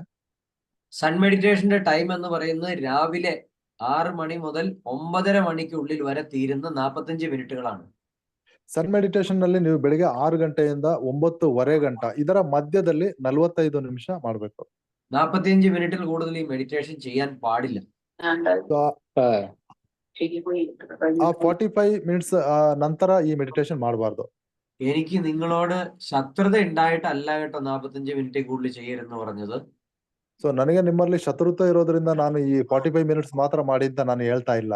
എന്ത് പറഞ്ഞാലും ഗുരുത്തക്കേട് ചിന്തിക്കുന്ന ആൾക്കാരുണ്ട്. ಏನೇ ಹೇಳಿದ್ರು ಅದನ್ನ ಏನು ವಿಮರ್ಶೆ ಮಾಡುವಂತಹ ಜನಗಳಿರ್ತಾರೆ. 45 മിനിറ്റ് കൂടുതൽ കിട്ടിയ ബ്രഹ്മജ്ഞാനം കിട്ടും, അതുകൊണ്ടായിരിക്കും എന്ന് വിചാരിച്ച് കൂടുതൽ സമയം പോയിരിക്കും. 45 ನಿಮಿಷಕ್ಕಿಂತ ಜಾಸ್ತಿ ಮಾಡಿದ್ರೆ ನಮಗೆ ಬೇಗ ಬ್ರಹ್ಮಜ್ಞಾನ ಸಿಗ್ಬೋದು ಅಂತ ಹೇಳಿ ಆ ರೀತಿ ಮಾಡಬೇಡಿ. 45 മിനിറ്റ് എന്ന് പറയുന്ന ഒരു ദിവസം ചുമ്മാ കാലത്ത് എണീറ്റിട്ട് 45 മിനിറ്റ് എന്ന് പറഞ്ഞതല്ല. ಸೊ 45 ನಿಮಿಷ ಅಂತ ಹೇಳುವಂತದ್ದು ಸುಮ್ಮನೆ ನಾನು ಹೇಳ್ತಾ ಇಲ್ಲ, ಅದರಲ್ಲಿ ಬೇರೆ ಒಂದು ವಿಶೇಷತೆ ಇದೆ. രാവിലെ 45 മിനിറ്റ് സൺ മെഡിറ്റേഷൻ പാടുള്ളൂ, ഉച്ചയ്ക്കൊന്നും പാടില്ല. 9:30-ക്കുള്ളിൽ അത് തീരണം. ಸೊ ಬೆಳಗಿನ ಜಾವ 9:30 ಒಳಗಡೆ ಸನ್ ಮೆಡಿಟೇಷನ್ ನ ಮುಗಿಸಿರ್ಬೇಕು. ಮಧ್ಯಾಹ್ನ ಹೊತ್ತೆಲ್ಲ ಮಾಡುವಾಗಿಲ್ಲ. മൂൺ മെഡിറ്റേഷൻ എപ്പോഴും സൂര്യാസ്തമയത്തിന് ശേഷമേ പാടുള്ളൂ. ಮೂನ್ ಮೆಡಿಟೇಷನ್ ಏನಿದೆ ಅದು ಸೂರ್ಯಾಸ್ತಮ ಆದ ನಂತರ ನೀವು ಮಾಡುವಂತದ್ದು. ചിലര് കാലത്തൊക്കെ എണീക്കുമ്പോ മൂൺ കാണും, അപ്പൊ ചെയ്തുകൂടെ എന്ന് ചിന്തിക്കും. ಕೆಲವರು ಕೇಳ್ತಾರೆ ಅರ್ಲಿ ಮಾರ್ನಿಂಗ್ ಎಲ್ಲ ಮೂನ್ ಕಾಣುತ್ತೆ, ನಾವು ಆವಾಗ ಮಾಡ್ಬೋದಲ್ಲ ಅಂತ. മൂൺ മെഡിറ്റേഷൻ കഴിഞ്ഞാൽ ഉറങ്ങണം. സൂര്യാസ്തമയത്തിന് ശേഷമേ ഇമ്മ്യൂണിറ്റി സ്വീകരിക്കുള്ളൂ, സൂര്യാസ്തമയത്തിന് ശേഷമേ ഇമ്മ്യൂണിറ്റി സപ്ലൈ നടക്കുള്ളൂ. ಸೂರ್ಯ ಮುಳುಗಿದ ನಂತರ ಈ ಇಮ್ಯುನಿಟಿ ಪವರ್ ಸಪ್ಲೈ ಅದು ಶೇಖರಣೆಯಾಗಿ ನಮ್ಮಲ್ಲಿ ಸಪ್ಲೈ ಆಗುತ್ತೆ. ಸೊ ಮೂನ್ ಮೆಡಿಟೇಷನ್ ಕಳೆದ ನಂತರ ನಾವು ನಿದ್ದೆ ಮಾಡ್ಬೇಕು. നമ്മൾ ഭക്ഷണം കഴിക്കുന്നത് വായിലൂടെയല്ലേ? ನಾವು ಆಹಾರ ತಗೊಳ್ಳುವಂತದ್ದು ಬಾಯಿಂದ ಅಲ್ವಾ? ഒരല്പം മുകളിലുള്ള മൂക്കിക്കൂടെ ആരെങ്കിലും ഭക്ഷണം കഴിക്കാറുണ്ടോ? ಒಂದ್ ಸ್ವಲ್ಪ ಮೇಲೆ ಮೂಗಿದೆಲ್ಲ, ಅದ್ರ ಮೂಲಕ ಯಾರಾದ್ರೂ ಏನು ಆಹಾರ ತಗೊಳ್ತೀರಾ? അപ്പൊ വായും മൂക്കും തമ്മിൽ ഇച്ചിരി അകലത്തിന്റെ വ്യത്യാസമുള്ള, എന്നാ മൂക്കിക്കൂടെ കഴിക്കാതെ ആരും വിചാരിക്കാറില്ല. ಬಾಯಿ ಮೂಗು ಒಂದು ಸ್ವಲ್ಪ ದೂರದಲ್ಲೇ ಇರುವಂತದ್ದಲ್ವಾ? ಸೊ ಹಾಗಾಗಿ ಮೂಗಿನ ಮೂಲಕ ಆಹಾರ ತಗೊಳ್ಳುವಂತ ಯಾರು ಥಿಂಕ್ ಮಾಡಲ್ಲ. അതുപോലെ തന്നെ മൂൺ മെഡിറ്റേഷൻ ചെയ്യേണ്ടത് വൈകിട്ട് 6 മണിക്ക് ശേഷം. വൈകിട്ട് 6 മണിക്ക് ശേഷം മാത്രമേ മൂൺ മെഡിറ്റേഷനോ സ്റ്റാർ മെഡിറ്റേഷനോ ചെയ്യാവുള്ളൂ. ಅದೇ ರೀತಿ ಸಂಜೆ 6 ಗಂಟೆಯ ನಂತರವೇ ಈ ಮೂನ್ ಮೆಡಿಟೇಷನ್ ಅಥವಾ ಸ್ಟಾರ್ ಮೆಡಿಟೇಷನ್ ನೀವು ಮಾಡ್ಬೇಕು. അതിന്റെ വ്യത്യാസം അറിയണമെന്നുണ്ടെങ്കിൽ മൂക്കിൽ കൂടെ ഒന്ന് ഭക്ഷണം കഴിച്ചു നോക്കാം, അപ്പൊ മനസ്സിലാവും. ಸೊ ಅದರ ವ್ಯತ್ಯಾಸ ನಿಮಗೆ ಗೊತ್ತಾಗಬೇಕು ಅಂತಂದ್ರೆ ನೀವು ಮೂಗಿನ ಮೂಲಕ ಏನು ಆಹಾರ ತಗೊಳ್ಳಿ, ಅವಾಗ ನಿಮಗೆ ವ್ಯತ್ಯಾಸ ಗೊತ್ತಾಗುತ್ತೆ. ഗുരുവിന്റെ പെർമിഷൻ, അതായത് എന്റെ പെർമിഷൻ ഇല്ലാതെ മെഡിറ്റേഷൻ ചെയ്യോ അതിലൂടെ എന്തെങ്കിലും പ്രശ്നങ്ങൾ സംഭവിക്കുകയോ ചെയ്തിട്ട് എന്നെ വിളിച്ചിട്ട് ഒരു കാര്യമില്ല. ಗುರುವಿನ ಪರ್ಮಿಷನ್ ಇಲ್ಲದೆ ನೀವಾಗಿ ಹೋಗಿ ಮೆಡಿಟೇಷನ್ ಮಾಡಿ ಅದರಲ್ಲಿ ಏನಾದರೂ ಸಮಸ್ಯೆಗಳು, ಏನೇ ಪ್ರಾಬ್ಲಮ್ ಬಂದ್ರು ಮತ್ತೆ ನೀವು ಗುರುಜಿಯನ್ನ ಸಂಪರ್ಕ ಮಾಡಿ ಪ್ರಯೋಜನ ಇಲ್ಲ. SMS മെഡിറ്റേഷൻ എന്ന് പറഞ്ഞു കഴിഞ്ഞാൽ റോക്കറ്റ് സയൻസ് ആണ്. SMS ಮೆಡಿಟೇಷನ್ ಅನ್ನುವಂಥದ್ದು ಅದು ರಾಕೆಟ್ ಸೈನ್ಸ್. ಅದು ഇതിൽ നിന്ന് കിട്ടുന്ന അനുഭവം അത്ര തീക്ഷ്ണമാണ്. ಇದರಿಂದ ಸಿಕ್ಕುವಂತಹ ಅನುಭವ ಅಷ್ಟೊಂದು ತೀಕ್ಷ್ಣತೆಯಿಂದ ಕೂಡಿದೆ. അതുകൊണ്ട് തന്നെ തീക്കൊള്ളി വെച്ച് ആരും പുറം ചൊറിയാൻ നിൽക്കണ്ട. ಸೊ ಹಾಗಾಗಿ ನೀವು ಏನು ಬೆಂಕಿ ಕಡ್ಡಿ ಅಥವಾ ಏನು ಒಲೆ ಉರಿಸುವಂತಹ ಆ ಕಡ್ಡಿಯಿಂದ ನೀವು ಬೆನ್ನನ್ನ ಕೆರಿಬೇಡಿ. സൺ മെഡിറ്റേഷൻ കഴിഞ്ഞ് ആരും പകൽ ഉറങ്ങാൻ പാടില്ല. ಸನ್ ಮೆಡಿಟೇಷನ್ ಕಳೆದ್ಬಿಟ್ಟು ಹಗಲೊತ್ತಿನಲ್ಲಿ ಯಾರು ನಿದ್ದೆ ಮಾಡಬಾರದು. ആദ്യത്തെ 2 ദിവസം ചിലപ്പോ പകൽ ഉറക്കം വരും. ಮೊದಲನೇ 2 ದಿನ ನಿಮಗೆ ನಿದ್ದೆ ಬರ್ಬೋದು ಸ್ವಲ್ಪ. നമ്മൾ ഈ വാർക്ക കഴിഞ്ഞിട്ട് വീടിന്റെ മുകളിൽ തട്ടടിച്ച് വാർക്ക കഴിഞ്ഞാൽ അന്നത്തെ ദിവസം വെള്ളം നനയാതെ സൂക്ഷിക്കും, ഇല്ലേ? ಸೊ ನಾವು ಮನೆ ಮೇಲ್ಚಾವಣಿ ಅದನ್ನ ಹೊಸದಾಗಿ ಕಟ್ಟದ ಮೇಲೆ ಅಲ್ಲಿ ನೀರು ಏನು ಹಾಕಿರ್ತೀವಿ. എന്നാ 2 ദിവസം കഴിഞ്ഞാൽ പിന്നെ വെള്ളം ഒഴിച്ചു കൊടുക്കുകയും ചെയ്യും. 2 ದಿನ ಕಳೆದು ಮತ್ತೆ ನೀರ್ ಹಾಕ್ತಾ ಇರ್ತೀವಿ. അത് സെറ്റാക്കാൻ വേണ്ടിയിട്ടാ. ಸೊ ಅದು ಕರೆಕ್ಟ್ ಆಗಿ ಸೆಟ್ ಆಗ್ಲಿಕ್ಕೆ. അതുപോലെ തന്നെയാണ് സൺ മെഡിറ്റേഷൻ കഴിഞ്ഞാൽ പകൽ ഉറങ്ങാൻ പാടില്ല. ಅದೇ ರೀತಿ ಸನ್ ಮೆಡಿಟೇಷನ್ ಕಳೆದ ನಂತರ ಡೇ ನಲ್ಲಿ ನಿದ್ದೆ ಮಾಡ್ಲೇಬಾರದು. ഒരു 2-3 ദിവസം കഴിഞ്ഞാൽ നിങ്ങൾ ഉറങ്ങാൻ പോയി കിടന്നാലും ഉറക്കം വരില്ല. ಮತ್ತೆ ಒಂದು 2-3 ದಿನ ನೀವು ಇದನ್ನ ಏನು ಕಂಟ್ರೋಲ್ ಮಾಡಿದ್ರೆ ಮತ್ತೆ ನಿಮಗೆ ನಿದ್ದೆನೆ ಬರಲ್ಲ. നിങ്ങൾ അധർമ്മത്തിൽ സഞ്ചരിക്കാൻ തുടങ്ങിയാൽ നിങ്ങളെ പകൽ ഉറക്കും. ಆದ್ರೆ ನೀವು ಯಾವ್ದಾದ್ರು ಅಧರ್ಮ ಮಾರ್ಗದಲ್ಲಿ ಹೋಗುವಂತದ್ದಿದ್ರೆ ಮತ್ತೆ ನಿಮಗೆ ಹಗಲು ನಿದ್ದೆ ಬರುತ್ತೆ. ഇനി മറ്റെന്തെങ്കിലും കാരണവശാൽ പകൽ ഉറക്കം വരണ്ടെങ്കിൽ എന്നോട് പറഞ്ഞാൽ മതി, അതിനുള്ള കാരണം ഞാൻ കണ്ടുപിടിച്ച് ഉത്തരം പറഞ്ഞുതരാം. ಇನ್ನು ನಿಮಗೆ ಬೇರೆ ಯಾವ್ದಾದ್ರು ಕಾರಣದಿಂದ ನಿಮಗೆ ಹಗಲು ನಿದ್ದೆ ಬರ್ತಾ ಇದೆ ಅಂದ್ರೆ ನೀವು ಗುರೂಜಿಗೆ ಹೇಳಿದ್ರೆ ಸಾಕು, ಅದರ ಕಾರಣ ಏನು ಅಂತ ಕಂಡು ಹಿಡಿದು ಅವರು ಹೇಳ್ಕೊಡ್ತಾರೆ ಅದಕ್ಕೆ ಆನ್ಸರ್. മൂൺ മെഡിറ്റേഷൻ കഴിഞ്ഞ് ആരും ഇതേപോലെ എണീറ്റ് നടക്കാനും പാടില്ല, ഫോൺ നോക്കാൻ പാടില്ല, വേറെ ട്രാവലിംഗ് ഒന്നും പോകാൻ പാടില്ല. മൂൺ മെഡിറ്റേഷൻ കഴിഞ്ഞാൽ നേരെ പോയി കിടന്ന് ഉറങ്ങിക്കോളും. ಮೂನ್ ಮೆಡಿಟೇಷನ್ ಕಳೆದಂಗೆ ನೀವು ಟ್ರಾವೆಲ್ ಮಾಡೋದಾಗ್ಲಿ ಅತಿಯಾಗಿ ಫೋನ್ ನೋಡೋದಾಗ್ಲಿ ಇದು ಮಾಡಬೇಡಿ. ಡೈರೆಕ್ಟ್ ಆಗಿ ಹೋಗಿ ಮಲ್ಕೊಳ್ಳಿ, ನಿದ್ದೆ ಮಾಡಿ. ദാമ്പത്യ ജീവിതത്തിന്റെ 3 അക്ഷരം പോലും പാടില്ല. അത് ബ്രാഹ്മ മുഹൂർത്തത്തിലാണ് അതിനുള്ള സമയം. ಸೊ ದಾಂಪತ್ಯ ಜೀವನದಲ್ಲಿ ನೀವು ಏನ್ ಮಾಡ್ತೀರಾ ಅದು ಬ್ರಹ್ಮ ಮುಹೂರ್ತದಲ್ಲಿ ನೀವು ಮಾಡ್ಬೇಕಾಗುತ್ತೆ. അതായിരിക്കും അതിന് അനുയോജ്യമായ സമയം. ಸೊ ಅದಕ್ಕೆ ಸರಿಯಾದ ಸಮಯ ಆ ಬ್ರಹ್ಮ ಮುಹೂರ್ತ ಅನ್ನುವಂಥದ್ದು. നമ്മുടെ എനർജിയെ കീഴോട്ട് ഒഴുക്കി കളയല്ല ചെയ്യേണ്ടത്, നമ്മൾ എനർജി സ്വീകരിക്കുക, പങ്കിടുകയാണ് ചെയ്യേണ്ടത്. ಸೊ ನಮ್ಮ ಎನರ್ಜಿಯನ್ನ ನಾವು ಅಲ್ಲಿ ಕೆಳಕ್ಕೆ ತಕೊಂಡು ಹೋಗುವಂತದ್ದು, ನಾವು ಎನರ್ಜಿಯನ್ನ ಈಕ್ವಲ್ ಆಗಿ ಅದು ಶೇರ್ ಮಾಡುವಂತದ್ದು ಆ ಸಮಯದಲ್ಲಿ. ഇതെല്ലാം ടൈം പാസിന് പറഞ്ഞതല്ല, നിങ്ങൾക്ക് സ്വന്തം അനുഭവിച്ചറിയാവുന്ന കാര്യങ്ങളാണ്. ಸೊ ಇದೆಲ್ಲ ನಾನು ಯಾವತ್ತೂ ಟೈಮ್ ಪಾಸ್ಗೆ ಹೇಳ್ತಾ ಇಲ್ಲ, ನಿಮಗೆ ನೀವು ಓನ್ ಆಗಿ ನೀವು ಅನುಭವಿಸಬಹುದು ಇದನ್ನ ಏನು ಅಂತ. അടുത്ത സംശയം, അകലെ പ്രശ്നക്കായ രാകേഷ്. ये जो गुरुजी, ये जो लोगों को शुगर डिसीज आता है ना, वो क्यों आ रहा है और इसका सोल्यूशन क्या है? ये बहुत बड़ा प्रश्न है, फिर भी मैं बताऊंगा. ठीक है, ठीक है. ಸಕ್ಕರೆ ಕಾಯಿಲೆ ಏನಕ್ಕೆ ಬರುತ್ತೆ, ಸೊ ಇದಕ್ಕೆ ಸೊಲ್ಯೂಷನ್ ಏನಿದೆ? ആക്ച്വലി ലൈഫ് സ്റ്റൈൽ ഡിസീസസ് ആണ്. ಇದೊಂದು ಲೈಫ್ ಸ್ಟೈಲ್ ಡಿಸೀಸ್. നമ്മുടെ ഓവർ ഈറ്റിംഗ് കൊണ്ടും വ്യായാമം ഇല്ലായ്മ കൊണ്ടുമാണ് ഈ പറയുന്ന ഷുഗർ വരുന്നത്. ನಾವು ಅತಿಯಾಗಿ ತಿನ್ನೋದ್ರಿಂದ ಮತ್ತೆ ವ್ಯಾಯಾಮ ಮಾಡದಿರೋದ್ರಿಂದ ಈ ಶುಗರ್ ಬರುತ್ತೆ. ഷുഗർ മാത്രമല്ല, ജീവിതശൈലി രോഗങ്ങൾ മുഴുവൻ വരുന്നത് ഓവർ ഈറ്റിംഗ് ആൻഡ് വ്യായാമം ഇല്ലായ്മ. ಈ ಶುಗರ್ ಮಾತ್ರ ಅಲ್ಲ, ನಮ್ಮ ಜೀವನದಲ್ಲಿ ಬರುವಂತಹ ಅತಿಯಾದ ಕಾಯಿಲೆಗಳು ಬರೋದು ನಾವು ಅತಿಯಾಗಿ ತಿನ್ನೋದ್ರಿಂದ. നമുക്ക് ഓവർ ഈറ്റിംഗ് അവോയ്ഡ് ചെയ്യാൻ നമുക്ക് പറ്റില്ല. അപ്പൊ മെഡിറ്റേഷൻ ചെയ്യുന്നവരുടെ ഓവർ ഈറ്റിംഗ് പ്രപഞ്ചം നിയന്ത്രിക്കും. അവന് ഒരു അസുഖം വരാണ്ട് പ്രപഞ്ചം തന്നെ നോക്കിക്കോളും. ಸೊ ನಮಗೆ ಇದು ಅವಾಯ್ಡ್ ಮಾಡ್ಬೇಕು ಅಂದ್ರೆ ನಾವು ಇಲ್ಲಿ ಮೆಡಿಟೇಷನ್ ಮಾಡ್ಬೇಕು. ಸೊ ಮೆಡಿಟೇಷನ್ ಮಾಡಿದಾಗ ಇದಕ್ಕೆ ಬೇಕಾದಂತಹ ನಿಯಂತ್ರಣ ಅದು ಬ್ರಹ್ಮಾಂಡ ತಾನೇ ಅದು ಮಾಡುತ್ತೆ. വന്നിട്ട് ചികിത്സിക്കുക എന്നുള്ളത് പഴയ രീതിയാണ്. പുതിയ തലമുറയ്ക്ക് വേണമെങ്കിൽ വരാതെ നമുക്ക് നോക്കാൻ പറ്റും. ಬಂದ ಮೇಲೆ ಅದನ್ನ ನೋಡ್ಕೊಳ್ಳೋಣ ಅಂತ ಹೇಳುವಂಥದ್ದು ಅದು ಹಳೆ ರೀತಿ. ಸೊ ಮುಂದಿನ ಜನರೇಷನ್ಗೆ ಬರೋದಕ್ಕಿಂತ ಮುಂಚೆ ನಾವು ನೋಡ್ಕೊಳ್ಳೋಣ ಅನ್ನುವಂಥದ್ದು ಈಗ ಹೊಸ ರೀತಿ. ഏതു തരത്തിലുള്ള രോഗങ്ങളും മെഡിറ്റേഷൻ ചെയ്യുമ്പോൾ അതിൽ വ്യത്യാസം സംഭവിക്കും, മാറും. ಮೆಡಿಟೇಷನ್ ಮಾಡುವಾಗ ಯಾವುದೇ ರೋಗಗಳಿದ್ರು ಕೂಡ ಅದು ಬದಲಾಗುತ್ತೆ. ಅದು അസുഖം മാറാൻ വേണ്ടിയിട്ട് ആരും മെഡിറ്റേഷൻ ചെയ്തിട്ട് കാര്യമില്ല. ಆದ್ರೆ ನಿಮ್ಮ ಕಾಯಿಲೆ ವಾಸಿ ಆಗ್ಬೇಕು ಅಂತ ಹೇಳಿ ಮಾತ್ರ ನೀವು ಮೆಡಿಟೇಷನ್ಗೆ ಬರಬೇಡಿ, ನಿಮ್ಮಲ್ಲಿ ಆಧ್ಯಾತ್ಮತೆ ಇರಲಿ. നിസ്വാർത്ഥമായിട്ട് മെഡിറ്റേഷൻ ചെയ്യുമ്പോൾ അതിന്റെ ഒരു ബെനിഫിറ്റ് ആണ് അസുഖം മാറുക എന്നുള്ളത്. ಸೊ ನೀವು ಏನು ಮೆಡಿಟೇಷನ್ ಮಾಡ್ತೀರಾ, ನಿಸ್ವಾರ್ಥವಾಗಿ ಕೂತ್ಕೊಂಡು ನೀವು ಮೆಡಿಟೇಷನ್ ಮಾಡ್ತೀರಾ, ಅದರ ಒಂದು ಭಾಗ ಈ ಕಾಯಿಲೆ ವಾಸಿ ಆಗುವಂಥದ್ದು. രോഗം മാറ്റാനുള്ള ചികിത്സാ കേന്ദ്രമല്ല നമ്മുടെ മെഡിറ്റേഷൻ സെന്റർ. ಕಾಯಿಲೆನ ವಾಸಿ ಮಾಡುವಂತಹ ಏನು ಆ ಕೇಂದ್ರ ಅಲ್ಲ, ಈಗ ಹಾಸ್ಪಿಟಲ್ ಅಲ್ಲ ಇದು ಈ ಮೆಡಿಟೇಷನ್ ಸೆಂಟರ್. പക്ഷെ മെഡിറ്റേഷൻ ചെയ്യുമ്പോൾ അസുഖങ്ങൾ മാറും എന്നുള്ളത് സത്യമാണ്. ಆದ್ರೆ ನೀವು ಮೆಡಿಟೇಷನ್ ಮಾಡೋದಕ್ಕೆ ನಿಮ್ಮ ಕಾಯಿಲೆ ವಾಸಿ ಆಗುತ್ತೆ ಅನ್ನುವಂಥದ್ದು സത്യ. അത് ഇനി ഒരു ക്ലാസ്സിൽ അതിനെപ്പറ്റി വിശദമായിട്ട് പറയാം. ഷുഗർ എങ്ങനെയാണ് കൺട്രോൾ ആവുന്നത്, അല്ലെങ്കിൽ അത് എന്താണ് സംഭവിക്കുന്നത്, എന്തുകൊണ്ടാണ് ഷുഗർ ഉണ്ടാവുന്നത്, ഇതിനെപ്പറ്റി. ഇതൊരു വലിയ സബ്ജക്റ്റ് ആണ്, ചെറുതല്ല. ಇದು ತುಂಬಾ ದೊಡ್ಡದಾದಂತ ಸಬ್ಜೆಕ್ಟ್ ಇದೆ. ಸೊ ಹಾಗಾಗಿ ಇದನ್ನ ಮುಂದಿನ ತರಗತಿಯಲ್ಲಿ ನಾನು ಅದನ್ನ ತುಂಬಾ ಡೀಪ್ ಆಗಿ ನಾನು ಅದನ್ನ ಎಕ್ಸ್ಪ್ಲೈನ್ ಮಾಡ್ಕೊಡ್ತೀನಿ, ಏನಕ್ಕೆ ಶುಗರ್ ಬರುತ್ತೆ, ಇದ್ರದ್ದು ಹಿಂದಿನ ವಿಷಯಗಳನ್ನೆಲ್ಲ ಡೀಪ್ ಆಗಿ ಹೇಳ್ತಾರೆ. മോഡേൺ സയൻസ് പറയുന്നതുമായിട്ട് ഒരു ബന്ധവുമില്ല. ഞാൻ ആത്മീയതയുമായിട്ട് ബന്ധപ്പെട്ട കാര്യങ്ങളെ ഇവിടെ സംസാരിക്കുള്ളൂ. അത് ഹാൻഡിൽ ചെയ്യാൻ അവിടെ ഡോക്ടേഴ്സ് ഉണ്ട്, മോഡേൺ സയൻസ് ഉണ്ട്, ചികിത്സിക്കാൻ അവരുണ്ട്, മരുന്ന് കൊടുക്കാൻ അവരുണ്ട്. ഞാനിവിടെ മരുന്ന് കൊടുക്കലോ അതിനെ ചികിത്സിക്കലോ ഒന്നും നമ്മുടെ ഭാഗമല്ല. പക്ഷെ ഇതെല്ലാം മെഡിറ്റേഷൻ ചെയ്യുമ്പോൾ ആളുകളിൽ ഇതെല്ലാം നിയന്ത്രിക്കപ്പെടും. ഇതെല്ലാം പ്രപഞ്ചത്തിൽ നിന്ന് കിട്ടുന്ന ഇമ്മ്യൂണിറ്റി സപ്ലൈ അല്ലെങ്കിൽ എനർജി റിസീവിംഗ് കൊണ്ട് ശരീരത്തിൽ ഉണ്ടാവുന്ന ഒരു വ്യതിയാനമാണ്. ಸೊ ಮಾಡರ್ನ್ ಸೈನ್ಸ್ ಏನ್ ಹೇಳುತ್ತೆ ಆ ವಿಷಯಗಳನ್ನೆಲ್ಲ ನಾನು ಇಲ್ಲಿ ಹೇಳುವಂತದ್ದು, ಇದಕ್ಕೆ ಉತ್ತರ ಕೊಡುವಂತದ್ದು. ಆಧ್ಯಾತ್ಮದಲ್ಲಿ ನನಗೆ ಏನ್ ಗೊತ್ತಿದೆ ಅದರಿಂದ ನಾನು ನಿಮಗೆ ಉತ್ತರ ಕೊಡ್ತೇನೆ. നമ്മൾ വിചാരിക്കാൻ നമ്മുടെ വീട്ടിലൊരു റേഡിയോ ഇരിപ്പുണ്ട്, അത് ഓൺ ചെയ്യാതെ ട്യൂൺ ചെയ്യാതെ ഇരുന്ന് കഴിഞ്ഞാൽ അതിനകത്ത് ഏതെങ്കിലും സിഗ്നൽ വരുമോ? ಸೊ ನಾವು ಜಸ್ಟ್ ಇಮೇಜಿನ್ ಮಾಡ್ಕೊಳ್ಳಿ, ನಿಮ್ ಮನೆಯಲ್ಲಿ ಒಂದು ರೇಡಿಯೋ ಇದೆ. ಸೊ ಅದನ್ನ ಆನ್ ಮಾಡದೆ ಅದನ್ನ ಟ್ಯೂನಿಂಗ್ ಮಾಡದೆ ನಿಮಗೆ ಅದು ಆ ಸಿಗ್ನಲ್ ಕರೆಕ್ಟ್ ಆಗಿ ಸಿಗುತ್ತಾ? അതുപോലെയാണ് നമ്മൾ ജനിച്ചപ്പോ മുതൽ വീട്ടിലിരിക്കുന്ന ഒരു പൊട്ട റേഡിയോയാ. ಅದೇ ರೀತಿ ನಾವು ಕೂಡ ನಾವು ಮನೆಯಲ್ಲಿ ಇರುವಂತಹ ಒಂದು ಹಳೆಯ ರೇಡಿಯೋ. ആകെ അറിയാവുന്ന നമുക്ക് തിന്നാൻ അറിയാം, പിന്നെ സഞ്ചരിക്കുന്ന ഒരു കപ്പൂസാണ് നമ്മൾ. ನಮಗೆ ತಿನ್ಲಿಕ್ಕೆ ಮಾತ್ರ ಗೊತ್ತು, ನಾವು ಮತ್ತೆ ಸಂಚಾರ ಮಾಡುವಂತಹ ಒಂದು ಟಾಯ್ಲೆಟ್ ರೂಮ್ ತರ.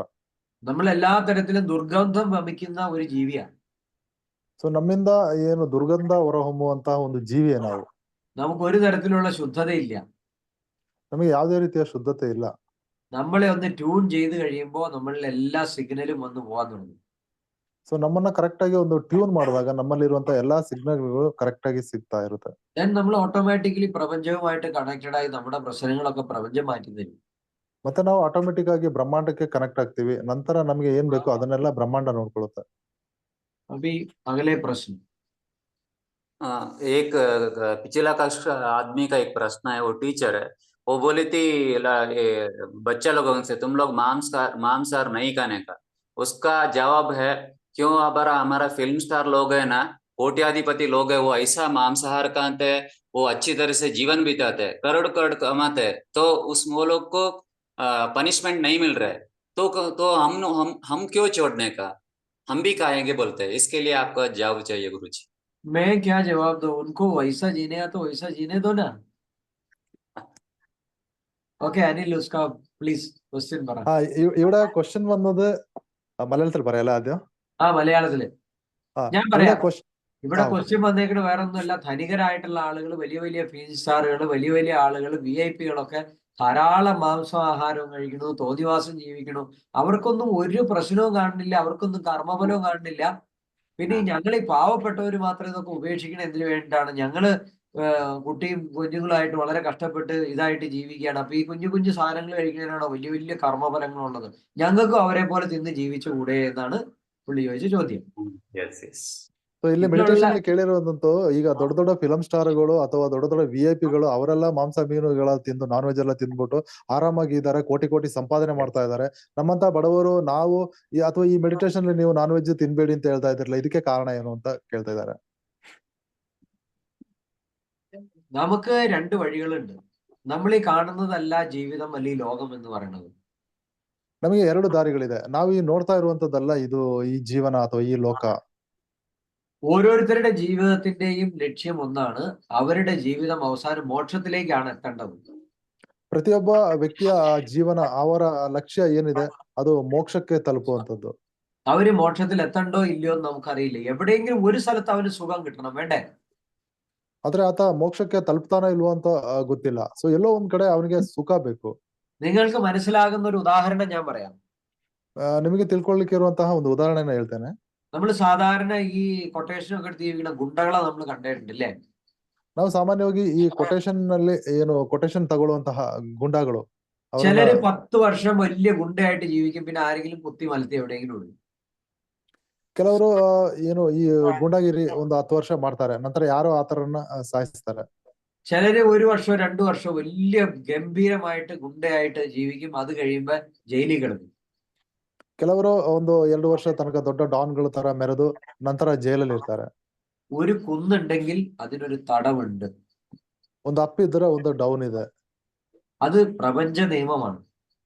ಅದು ಬ್ರಹ್ಮಾಂಡದ ನಿಯಮ. ಅದು നമ്മളുടെ കയ്യിലിരിക്കുന്ന ചില പവർ കൊണ്ട് നമ്മൾ തോന്നിവാസം ജീവിച്ച് ഇതാണ് ജീവിതം എന്ന് നമ്മൾ അഹങ്കരിച്ച് അങ്ങ് ജീവിക്കുകയാണ്.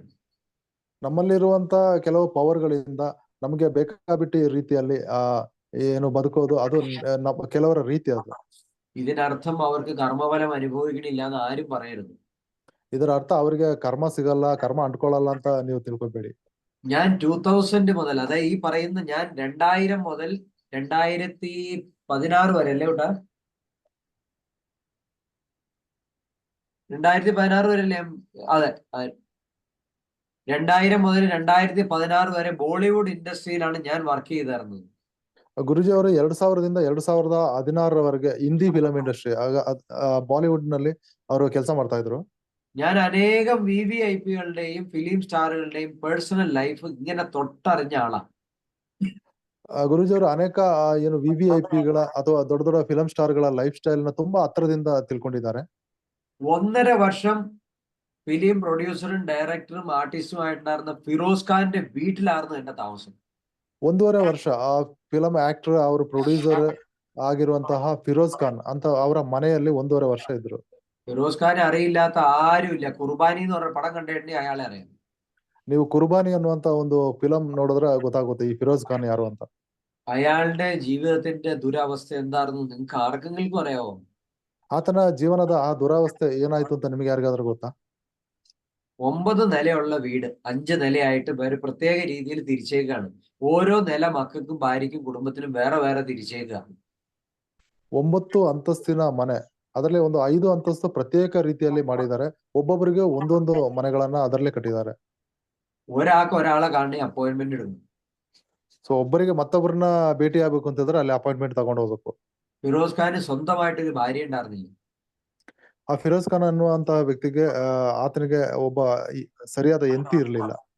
രാവിലെ നേരം വെളുത്ത് എണീക്കുമ്പോൾ മുതൽ വൈകുന്നേരം കിടന്നുറങ്ങുന്നത് വരെ ലഹരിയിലാണ് ജീവിക്കുന്നത്.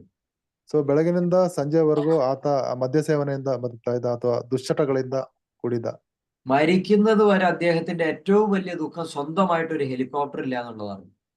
ಸಾಯೋವರೆಗೂ ಆತನಿಗೆ ಒಂದು ದುಃಖ ಅಂದ್ರೆ ಓನ್ ಆಗಿ ಒಂದು ಹೆಲಿಕಾಪ್ಟರ್ ತಗೊಳ್ಳಿಕ್ಕಾಗ್ಲಿಲ್ಲ ಅಂತ.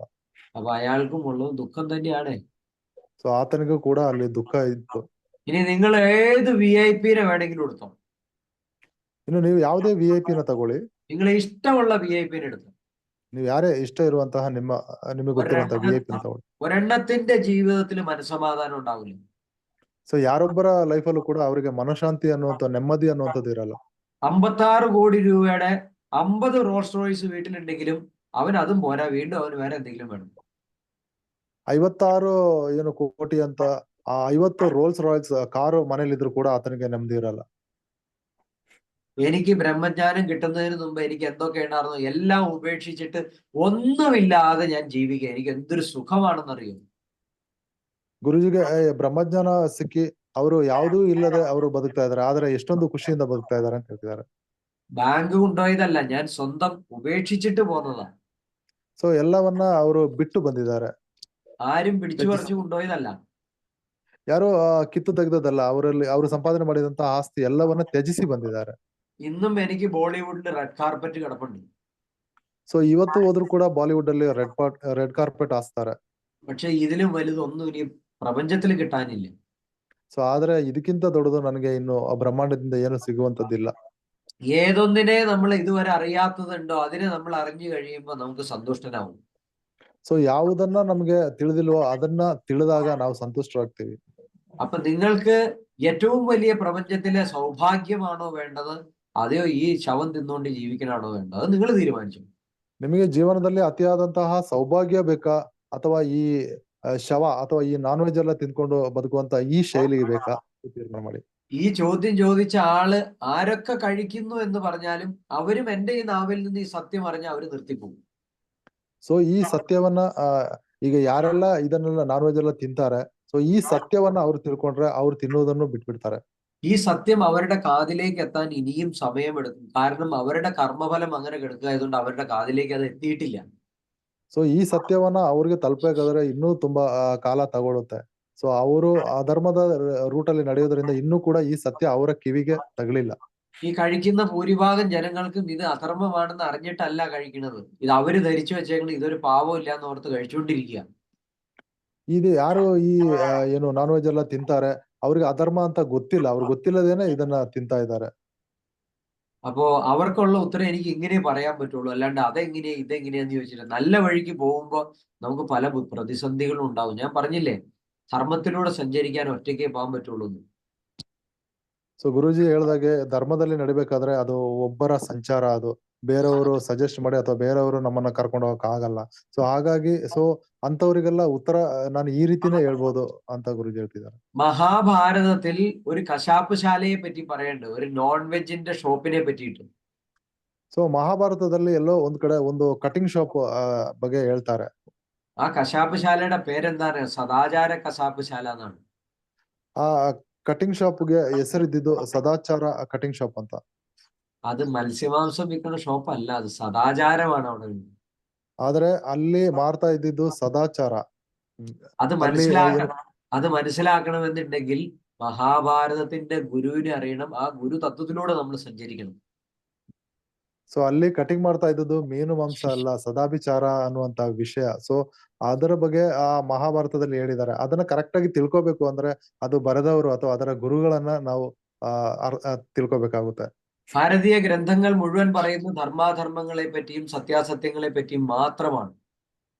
ಭಾರತೀಯ ಧರ್ಮಗ್ರಂಥಗಳು ಏನ್ ಹೇಳ್ತಾ ಇವೆ, ಸತ್ಯಾಸತ್ಯತೆ ಧರ್ಮಾಧರ್ಮಗಳ ಬಗ್ಗೆ ಮಾತ್ರ ಹೇಳುತ್ತೆ. ഭാരതീയ സംസ്കാരത്തിന്റെ ഗ്രന്ഥങ്ങൾ എന്ന് പറയുന്നത് വെറും പൊട്ട കഥകളല്ല. ಭಾರತೀಯ ಸಂಸ್ಕೃತಿಯ ಗ್ರಂಥಗಳು ಅನ್ನುವಂಥದ್ದು ಅದು ಕಟ್ಟುಕತೆಗಳಲ್ಲ. അതെല്ലാം അക്കാലത്ത് വേണ്ടിയിരുന്ന നിയമ സംവിധാനത്തിന്റെ, അതായത് കോടതി നിയമം പോലെ വേണ്ട നിയമങ്ങൾ, ഗുരുക്കന്മാർ എഴുതി ഉണ്ടാക്കിയ നിയമങ്ങളായിരുന്നു അത്.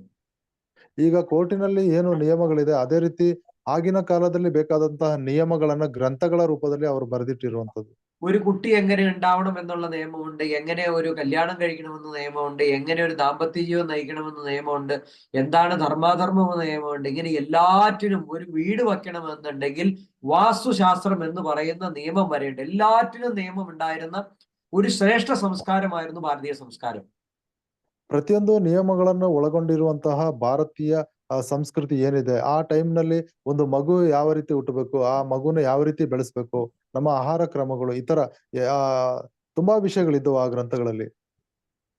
അപ്പൊ അങ്ങനെ ചെയ്താൽ എന്ത് ശാപമുണ്ടാവും എന്നുള്ളത് പോലും അംബിക അംബാലികയുടെ കഥയിലൂടെ ഭീഷ്മാചാര്യരുടെ ജീവിതത്തിൽ കാണിക്കുന്നുണ്ട്. ಸೊ ಅಂಬಾಲಿಕೆ ಅವರ ಆ ಕಥೆ ಇದನ್ನ ಆ ಭೀಷ್ಮಾಚಾರ್ಯರ ಗ್ರಂಥಗಳಲ್ಲಿ ಹೇಳಲಾಗಿದೆ.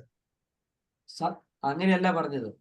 ധർമാധർമ്മം അനുസരിച്ച് ജീവിച്ചില്ല എങ്കിൽ അംബിക അംബാലികയുടെ ജീവിത കഥയിൽ ഭീഷ്മാചാര്യർക്ക് ഉണ്ടാവുന്ന അനുഭവത്തിലൂടെ അതിനെ വ്യക്തമാക്കുന്നുണ്ട്. ധർമാധർമ്മ എങ്ങനെ ഫോളോ ധർമാധർമ്മം അനുസരിച്ച് ജീവിച്ചില്ല എങ്കിൽ ಆ ಧರ್ಮ ಅಧರ್ಮ ಅದನ್ನ ತಿಳಿದು ಬದುಕಿಲ್ಲ ಅಂದ್ರೆ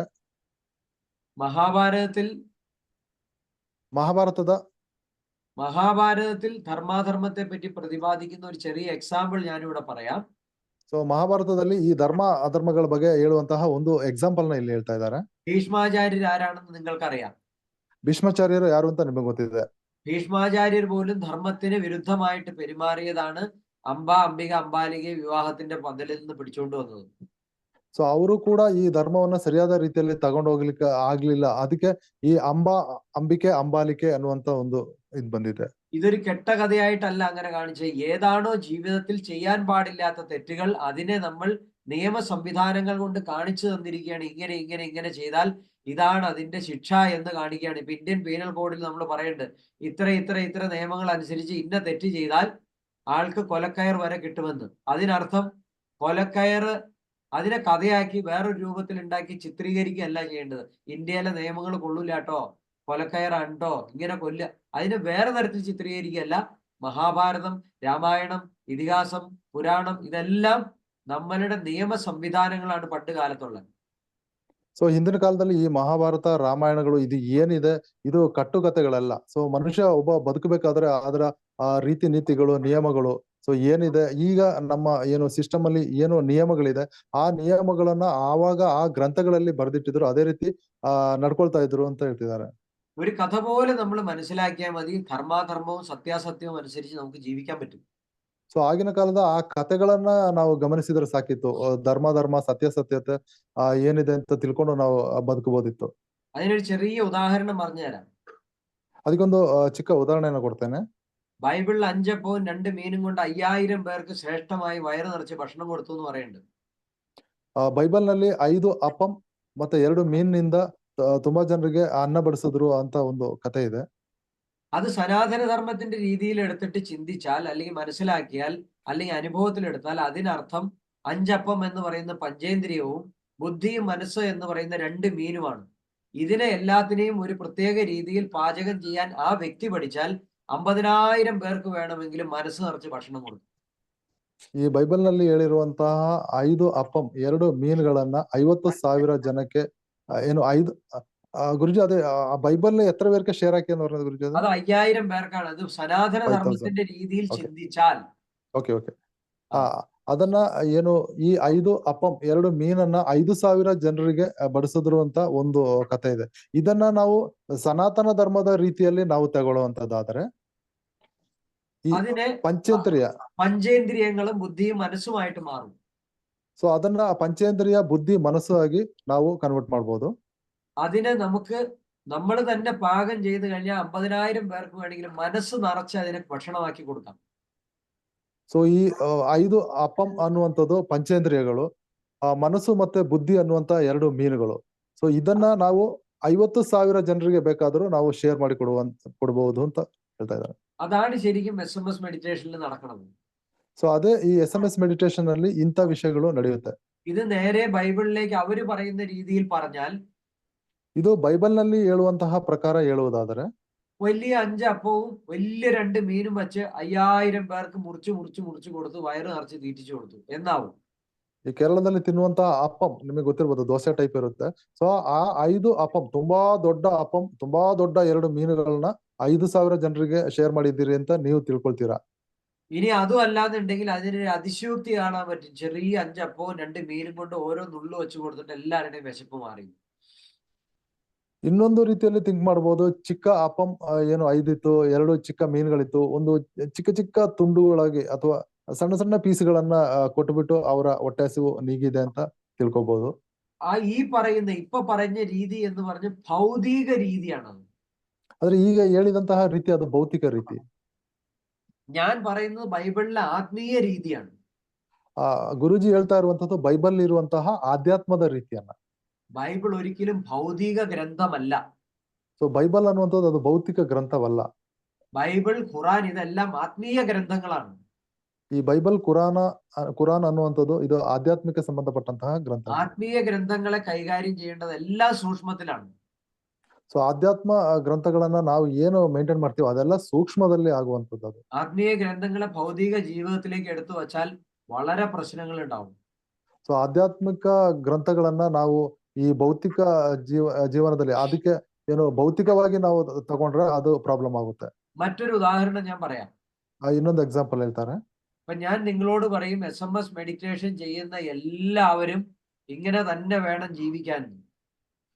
ಸೊ ನಾನ್ ನಿಮ್ಮ ಹತ್ರ ಹೇಳ್ತೀನಿ, SMS ಮೆಡಿಟೇಷನ್ ಮಾಡೋರೆಲ್ಲ ಇದೇ ತರನೇ ಬದುಕಬೇಕು ಅಂತ ಹೇಳ್ತೀನಿ.